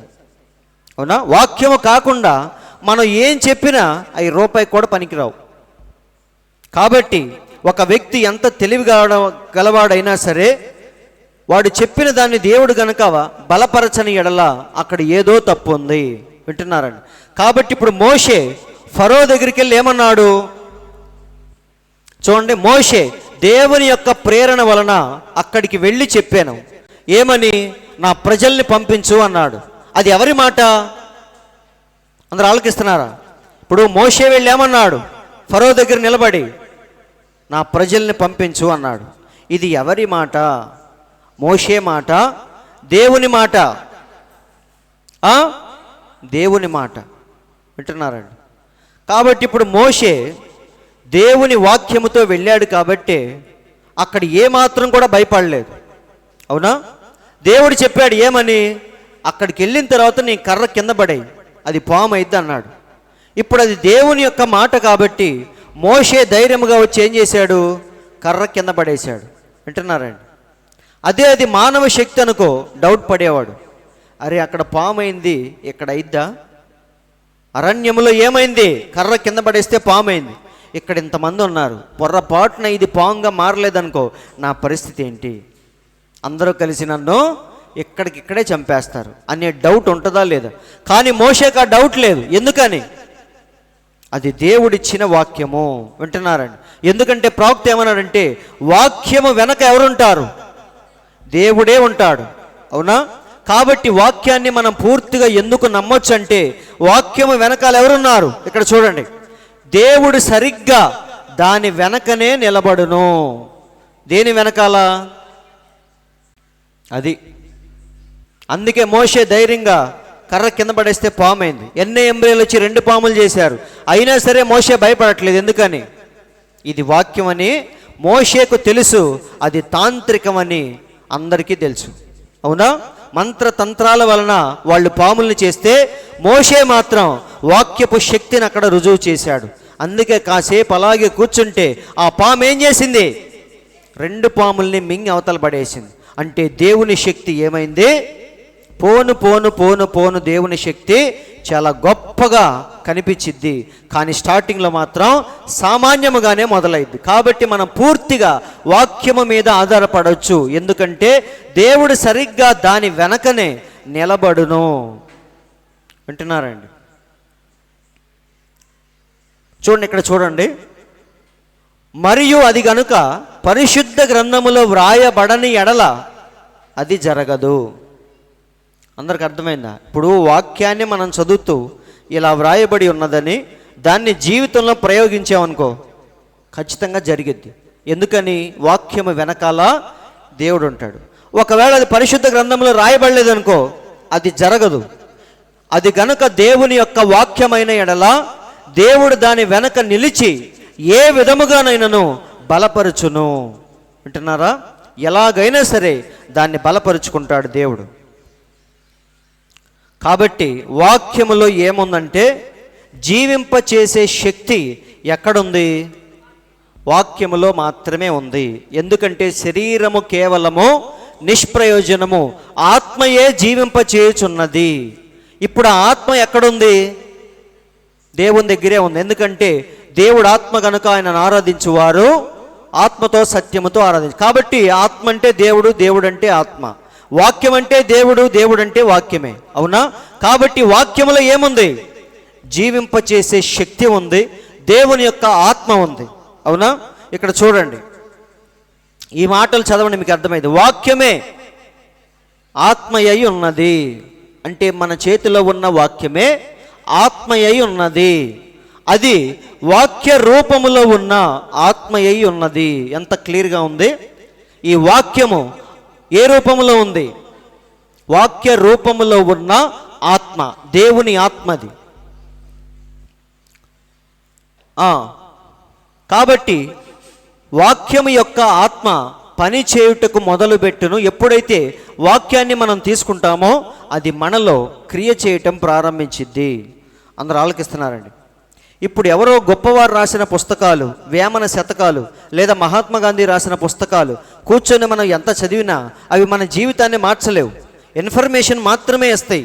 పలానప్పుడు గాంధీ గారు చనిపోయారు, పలానప్పుడు జైలుకి వెళ్ళాడు, పలానప్పుడు ఉప్పు సత్యాగ్రహాన్ని స్టార్ట్ చేశాడు, పలానప్పుడు మనకు స్వాతంత్రాన్ని తెచ్చాడు. ఈ విషయాలు మనకు తెలుస్తాయే తప్ప మన జీవితాల్ని మార్చవు. కానీ వాక్యం ఏం చేసిద్ది? మన జీవితాల్ని ప్రభావితం చేస్తాయి, మన జీవితాల్ని మారుస్తాయి. అందుకే మహాత్మా గాంధీ కూడా ఏమన్నాడు?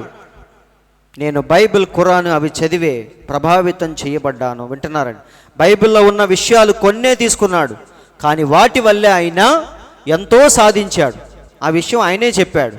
కాబట్టి వాక్యంలో ఉన్న శక్తి ఏంటంటే నీ జీవితాన్ని ఏం చేసిద్ది? అది నిన్ను చదివిద్ది. అది మిగతా పుస్తకాలన్నీ మనం చదువుతాం, కానీ వాక్యం ఒక్కటే నిన్ను చదివేది. నిన్ను చదివిద్ది, నీ తప్పుల్ని బయట పెట్టిద్ది, ఒకరోజు ఆ తప్పుల్ని సరిచేసిద్ది. దేవుని ముందు నిన్ను నిందారహితముగా నిలబెట్టేది వాక్యమే. కాబట్టి ఫైనల్గా వాడు పడిపోయి దశలు దశలుగా గుర్రాలన్నీ మార్చుకుంటూ చివరిగా వాడు ఎలా మారిపోయాడంటే ఒక పెద్ద మృగముగా మారిపోయాడని ప్రవక్త చెప్తున్నాడు. చూడండి, క్రీస్తు విరోధి, అబద్ధపు ప్రవక్త మరియు ఇప్పుడు మృగము. ఫైనల్గా వాడు ఏ స్టేజ్కి వస్తాడు? మృగం స్టేజ్లోకి వస్తాడు. స్టార్టింగ్ పాయింట్ ఏంటి? నికోలాయితుల క్రియలు. మంచివాడిగా మంచి మాటలు చెప్తూ స్టార్ట్ చేశాడు. మధ్యలో బోళ్ళని రంగులు మార్చాడు.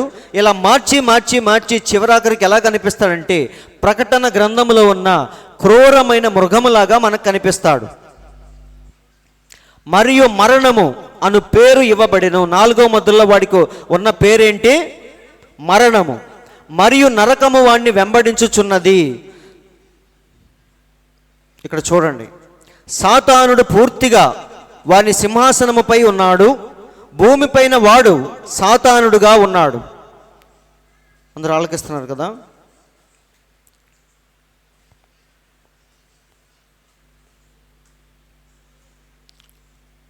ఇవన్నీ మనం చూసామా?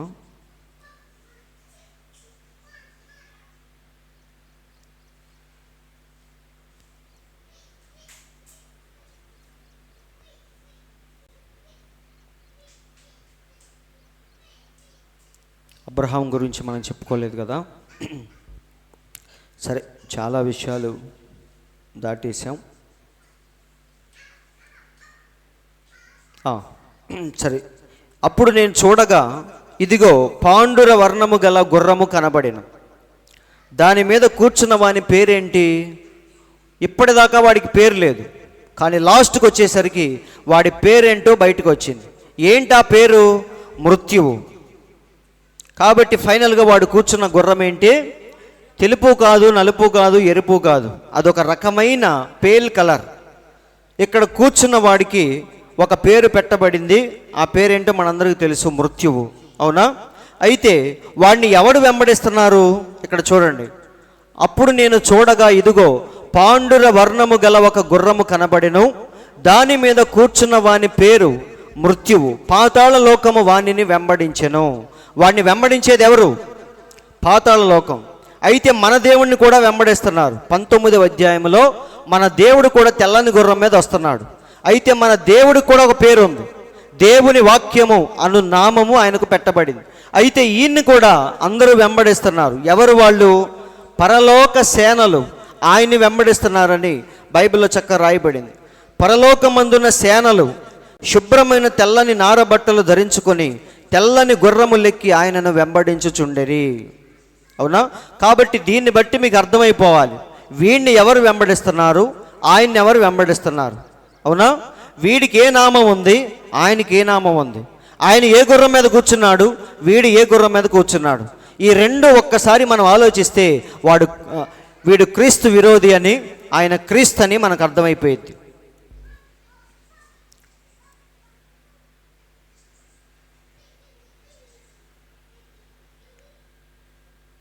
కాబట్టి ఈ నాలుగవది ఏంటంటే ప్రవక్త అంటున్నాడు, ఈ మూడు కలగలిసిన గుర్రమే నాలుగవది, అది ప్రత్యేకమైంది కాదు.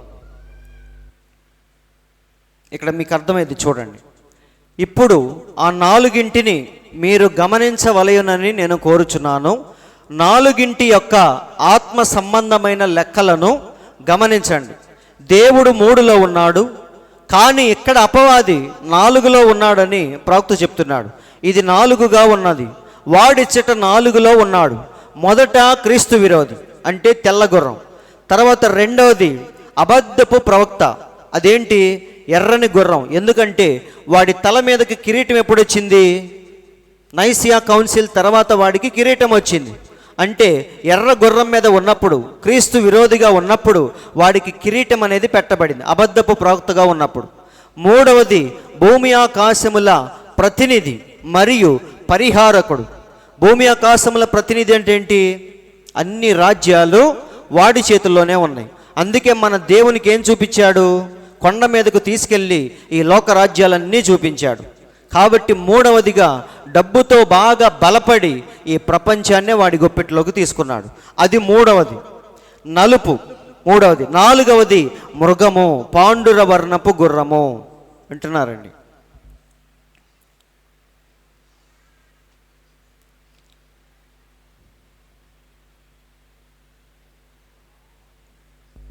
కాబట్టి అంచెలంచెలుగా వాడు క్రీస్తు విరోధి నుండి అబద్ధపు ప్రవక్తగా మార్పు నొంది, మరియు రానున్న గొప్ప కాలములో దాని నుండి మృగము లేవనై ఉన్నది. లాస్ట్ అండ్ ఫైనల్గా వాడి అవుట్పుట్ ఎలా ఉంటుందంటే మృగములాగా తన్ను తాను బయలుపరుచుకుంటాడు. మంచితనాన్ని స్టార్టింగ్లో చూపించాడు, కానీ ఎక్కువ రోజులు చూపించలేకపోయాడు. అవునా? లాస్ట్కి వచ్చేసరికి ఏం చేశాడు? ఇప్పుడు మీరు ఎప్పుడైనా గమనించారా? ముందు తప్పు చేసేవాళ్ళు మేనేజ్ చేస్తారు ఎవరికి దొరకకుండా. ఒకరోజు దొరికాడు, దొరికినప్పుడు ఏం చేస్తారు చెప్పండి? బరి తెగిచ్చేస్తారు. అవునా? ఇప్పటిదాకా ముసుగులో ఉండి చేశాడు, ఇప్పుడు అందరికీ దొరికిపోయాడు. దొరికిన తర్వాత ఏం చేస్తాడు? ఇలాగే చేస్తా, నీ ఇష్టం వచ్చింది చేసుకో, ఎక్కువ మాట్లాడితే అసలు నీకు నాకు ఎలాంటి సంబంధం లేదు, ఈ క్షణమే నిన్ను నేను వదిలేస్తున్నాను అని అప్పటి నుండి అఫీషియల్గా చేస్తాడు. ఇప్పటిదాకా అన్అఫీషియల్గా చేశాడు, అంటే ముసుగులో ఉండి చేశాడు. అవునా? ఒకరోజు దొరికిపోయాడు. దొరికిపోయిన తర్వాత ఏం చేస్తాం మనం? మార్చుకోవటానికి బదులుగా వెచ్చలవిడిగా చేయటం ప్రారంభిస్తాం. సేమ్ అలాగే వీడు ముందు ముసుగులో ఉండి ప్రజలందరినీ మాయ చేస్తూ మోసగిస్తూ వచ్చాడు. లాస్ట్లో దొరికిపోయేసరికి వాడు ఎలా కనిపించాడు? మృగములాగా కనిపించి వాడి అరాచకాలన్నీ పూర్తిగా బయటపెట్టాడు. అదే ఈ 7 ముద్రల యొక్క ప్రత్యక్షతలో మనం చూస్తాం. కాబట్టి వాడు పరిశుద్ధులతో యుద్ధము చేయుచు వారిని జయించుచు జయించటానికి వాడికి అధికారం ఇవ్వబడెను. అవునా, చాలామందిని వాడు కొయ్యకు కట్టి కాల్చివేశాడు, సింహాలకు ఆహారముగా వేశాడు. కాబట్టి ప్రతి వంశము మీద, ప్రతి ప్రజ మీద, ఆయా భాషలు మాట్లాడు వారి మీద, ప్రతి జనము మీద వాడికి అధికారం ఇవ్వబడెను. అవునా, లోకంలో ఉన్న ఎవరినైనా సరే లోపరుచుకుంటాడు, అవసరమైతే చంపేస్తాడు. అలాంటి అధికారాన్ని వాడికి ఎవరిచ్చారు అధికారం చెప్పండి? ఇది ఒక డౌట్ మీకు. ఎంత అధికారం వాడికి ఎవరిచ్చారు? ఘట సర్పం ఇచ్చింది. అంటే అపవాది లూసిఫర్ స్టార్టింగ్లో పరలోకము నుండి వాడు కిందకి తొయ్యబడ్డాడు.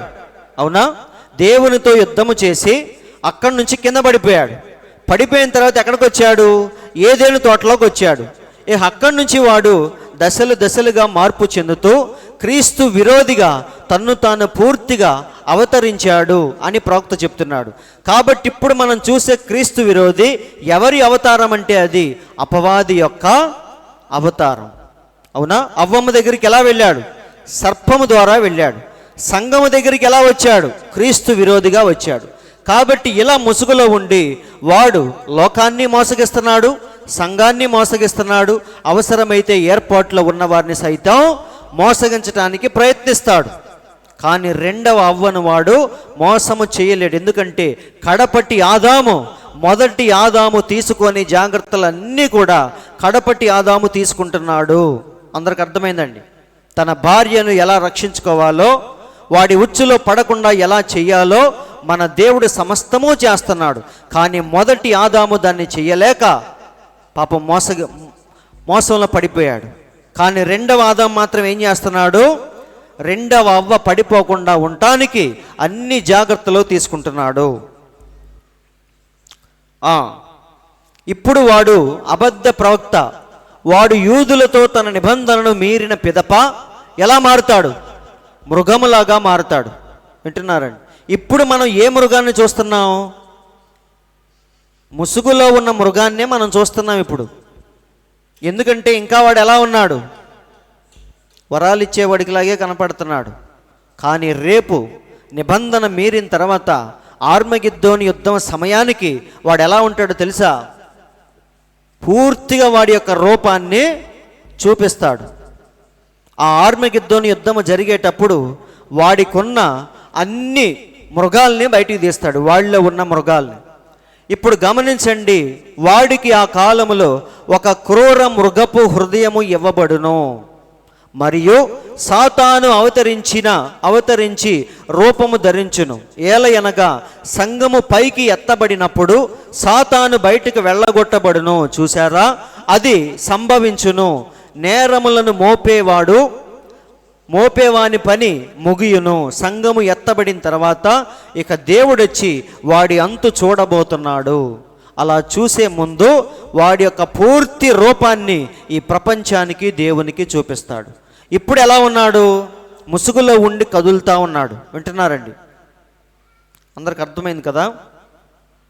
వాడు సంఘాన్ని ఎలా పాడు చేస్తున్నాడో తెలియచేసేవే ప్రకటన గ్రంథంలో ఉన్న విషయాలు. వింటున్నారండి? లోకాన్ని ఎలా పాడు చేశాడో అందరికీ తెలుసు. శరీరాశ, నేత్రాశ, జీవపు డంబం, రంగుల ప్రపంచాన్ని చూపించి ప్రపంచాన్ని మోసం చేస్తున్నాడు. మనమేం చేశాం? దేవుడే కావాలని వాడిని విడిచిపెట్టి ఇటొచ్చాం. ఇటొచ్చిన మనల్ని కూడా వాడు ముసుగులో ఉండి క్రీస్తు విరోధిగా వచ్చి వెలుగుదూత వేషము ధరించి మనల్ని కూడా ఏం చేస్తున్నాడు? మాయ చేస్తున్నాడు, వాక్యాన్ని కల్తీ చేస్తున్నాడు. చివరికి మనల్ని నరకానికే పాత్రులుగా తీసుకెళ్తున్నాడు. అందుకే దేవుడు స్పెషల్ ఇంట్రెస్ట్ తీసుకొని 63లో ఆయన దిగివచ్చి ఈ విషయాలన్నీ తన దూత ద్వారా మనకు తెలియచేస్తూ ఉన్నాడు. ఎందుకంటే దీని వెనక ఉద్దేశం ఒకటే, రెండవ అవ్వ ఎంత మాత్రం కూడా మోసపోకూడదు.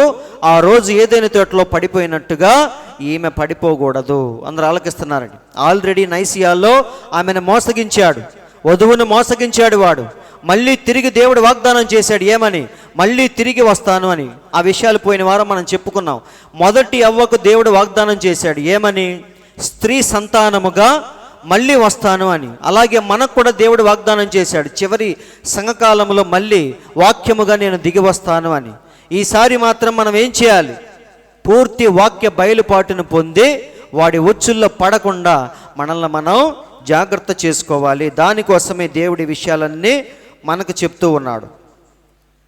సో ఫైనల్గా ఈ ప్రపంచంలో ఎక్కడా ఖాళీ లేకుండా మొత్తం వాడి వశం అయిపోయింది.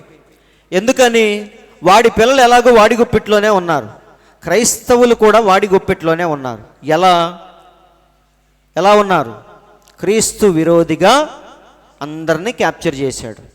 పాపులు, అన్యులు, క్రైస్తవులు, మత శాఖలు, ఇప్పుడు చూసే పెద్ద పెద్ద సంఘాలు అన్నిటినీ ఇండైరెక్ట్గా వీడి గుప్పెట్లోనే పెట్టుకున్నాడు. అపవాది యొక్క ఒక పెద్ద ప్రతిరూపమే ఈ క్రీస్తు విరోధి. వింటున్నారండి? కాబట్టి వీడి అరాచకాలన్నీ దేవుడు మనకి బయలుపరుస్తూ ఉన్నాడు. ఒకరోజు దేవుడు వచ్చి వాడిని పూర్తిగా ఆర్మగిద్దోను యుద్ధము ద్వారా వీడిని నాశనం చేయబోతున్నాడు. గోగు మాగోగు యుద్ధము ద్వారా దేవుడు వీడిని నాశనం చేయబోతున్నాడు. అలా ఏమైంది? పాపం అనేది పూర్తిగా పరిహరించబడిద్ది. పాపం అనేది ఎక్కడా కనిపించదు. వింటున్నారండి? కాబట్టి ఈ సాతాను పరలోకం నుండి పడద్రోయబడి పిదప మృగములో అవతరించనని ఎక్కడ కనుగొన్నామో అక్కడి నుంచి పడిపోయాడు.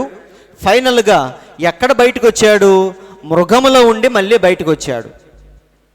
అదే చెప్తున్నాడు. సో ఈ విషయాలన్నీ ఆల్రెడీ, ఇప్పుడు మృత్యు అంటే ఏంటి, మరణం అంటే ఏంటి, ఈ విషయాలన్నీ మనం వచ్చే వారం చూద్దాం. మరి ఎందుకంటే అన్నీ ఒకేసారి చెప్తే దేంతో దేన్ని పోల్చాలో అర్థం కావట్లేదు. కాబట్టి ఈ విషయాలు మళ్ళీ తర్వాత చెప్పుకుందాం. దేవుడి మాటలు దీవించునుగాక. అందరం ఒకసారి లేచి నిలబడదాం.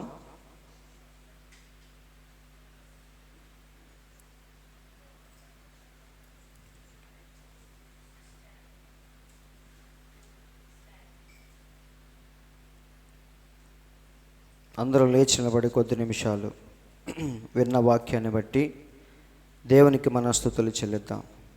పరిశుద్ధుడా, పరిశుద్ధుడా, జీవము కలిగిన దేవా, మీకు స్తోత్రములు తండ్రి. ఈ ఉదయకాల సమయంలో మమ్మల్ని ప్రేమించి నీవు చెప్పిన ప్రతి మాటను బట్టి స్తోత్రములు ప్రభువా.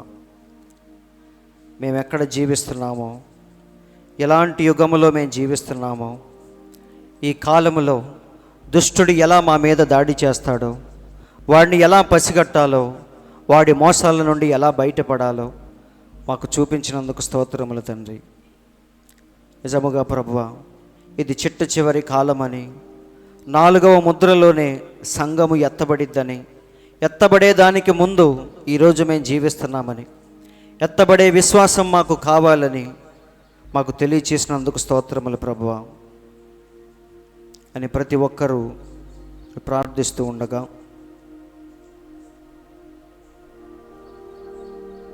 చిన్న ప్రార్థన.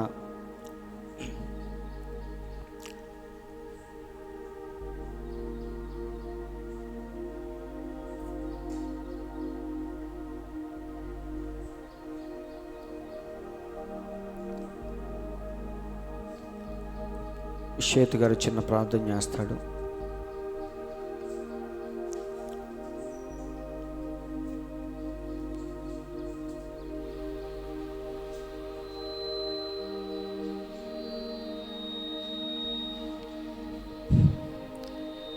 స్తోత్రములు, స్తోత్రములు, స్తోత్రములు నాయన. మహాపరిశుద్ధుడా, జీమలుగా తండ్రి, మహోన్నతుడా, దేవా, నీ పరిశుద్ధమైనటువంటి పాదాలకు అనేక వందనాలు, స్తోత్రాలు చెల్లించుకుంటున్నాను ప్రభువా. ఇంతవరకు నాయన నీ దాసుల్లో ఉండి ప్రభువా, నా దేవా, నీ యొక్క వధువు ఏ రీతిగా నాయన జీవించాలో ప్రభువా, దేవా నాయన, నా తండ్రి నీ వాక్యం ద్వారా నాయన అయ్యా మీరు మాతో మాట్లాడిన దాన్ని బట్టి వందనాలు, స్తోత్రాలు చెల్లించుకుంటున్నాను ప్రభువా. ఈ కడవరి కాలములో ఆకడి గడియల్లో ప్రభువా, ఈ యొక్క లవదికయ సంఘ కాలములో నా తండ్రి సాతాను తండ్రి నాయన ఏ రీతిగా తండ్రి తన యొక్క మోసముతో ప్రభువా ప్రజలను నా తండ్రి ఏ రీతిగా నాయన మోసం చేస్తుందో దేవా, నీ యొక్క వాక్యము ద్వారా నా తండ్రి అయ్యా మీరు మాతో మాట్లాడిన దాన్ని బట్టి వందనాలు, స్తోత్రాలు చెల్లించుకుంటున్నాను ప్రభువా. ఓ దేవా నాయన, నీ దగ్గర నివసించటానికి ప్రభువా, ఓ దేవ ఇదే నాయన నా తండ్రి నాయన ప్రభువా, మరి నాయన నమ్మకస్తులైనటువంటి వారిని నాయన అయ్యా మీరు వెతుకుతున్నారు ప్రభువా. దేవా నా తండ్రి, లోకంలో నా తండ్రి మేము నాయన ఎలాంటి ఆలోచన లేకుండా ప్రభువా, ఓ దేవా నాయన ప్రతి ఒక్క విషయంలో నాయన నీ తట్టు చూస్తూ నాయన నీలో సాగిపోవుటకు నాయన నీ కృప అనుగ్రహించమని కూడా ప్రార్థన చేస్తున్నాను తండ్రి. ఇదిగో ప్రభువా, ఈ కొద్ది సంఘాన్ని నా తండ్రి నాయన అయా నా తండ్రి నీ రాకడకు నాయన సిద్ధపరచమని కూడా ప్రార్థన చేస్తున్నాను తండ్రి.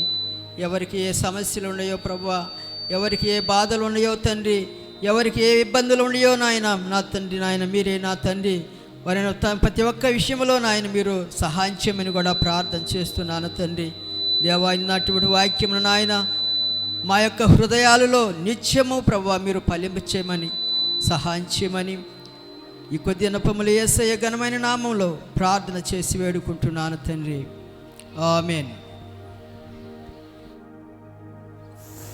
హాల్ మన తండ్రి అయిన యేసుక్రీస్తు యొక్క దివ్యమైన కృపా సమాధానములు కూడి ఉన్న మనందరికీ, ఈ లోకంలోని పరిశుద్ధులందరికీ, యూట్యూబ్ ద్వారా వింటున్న ప్రతి ఒక్కరికి సదాకాలము తోడే నడిపించునుగాక. ఆమేన్. దేవుడు మీ అందరిని దీవించునుగాక.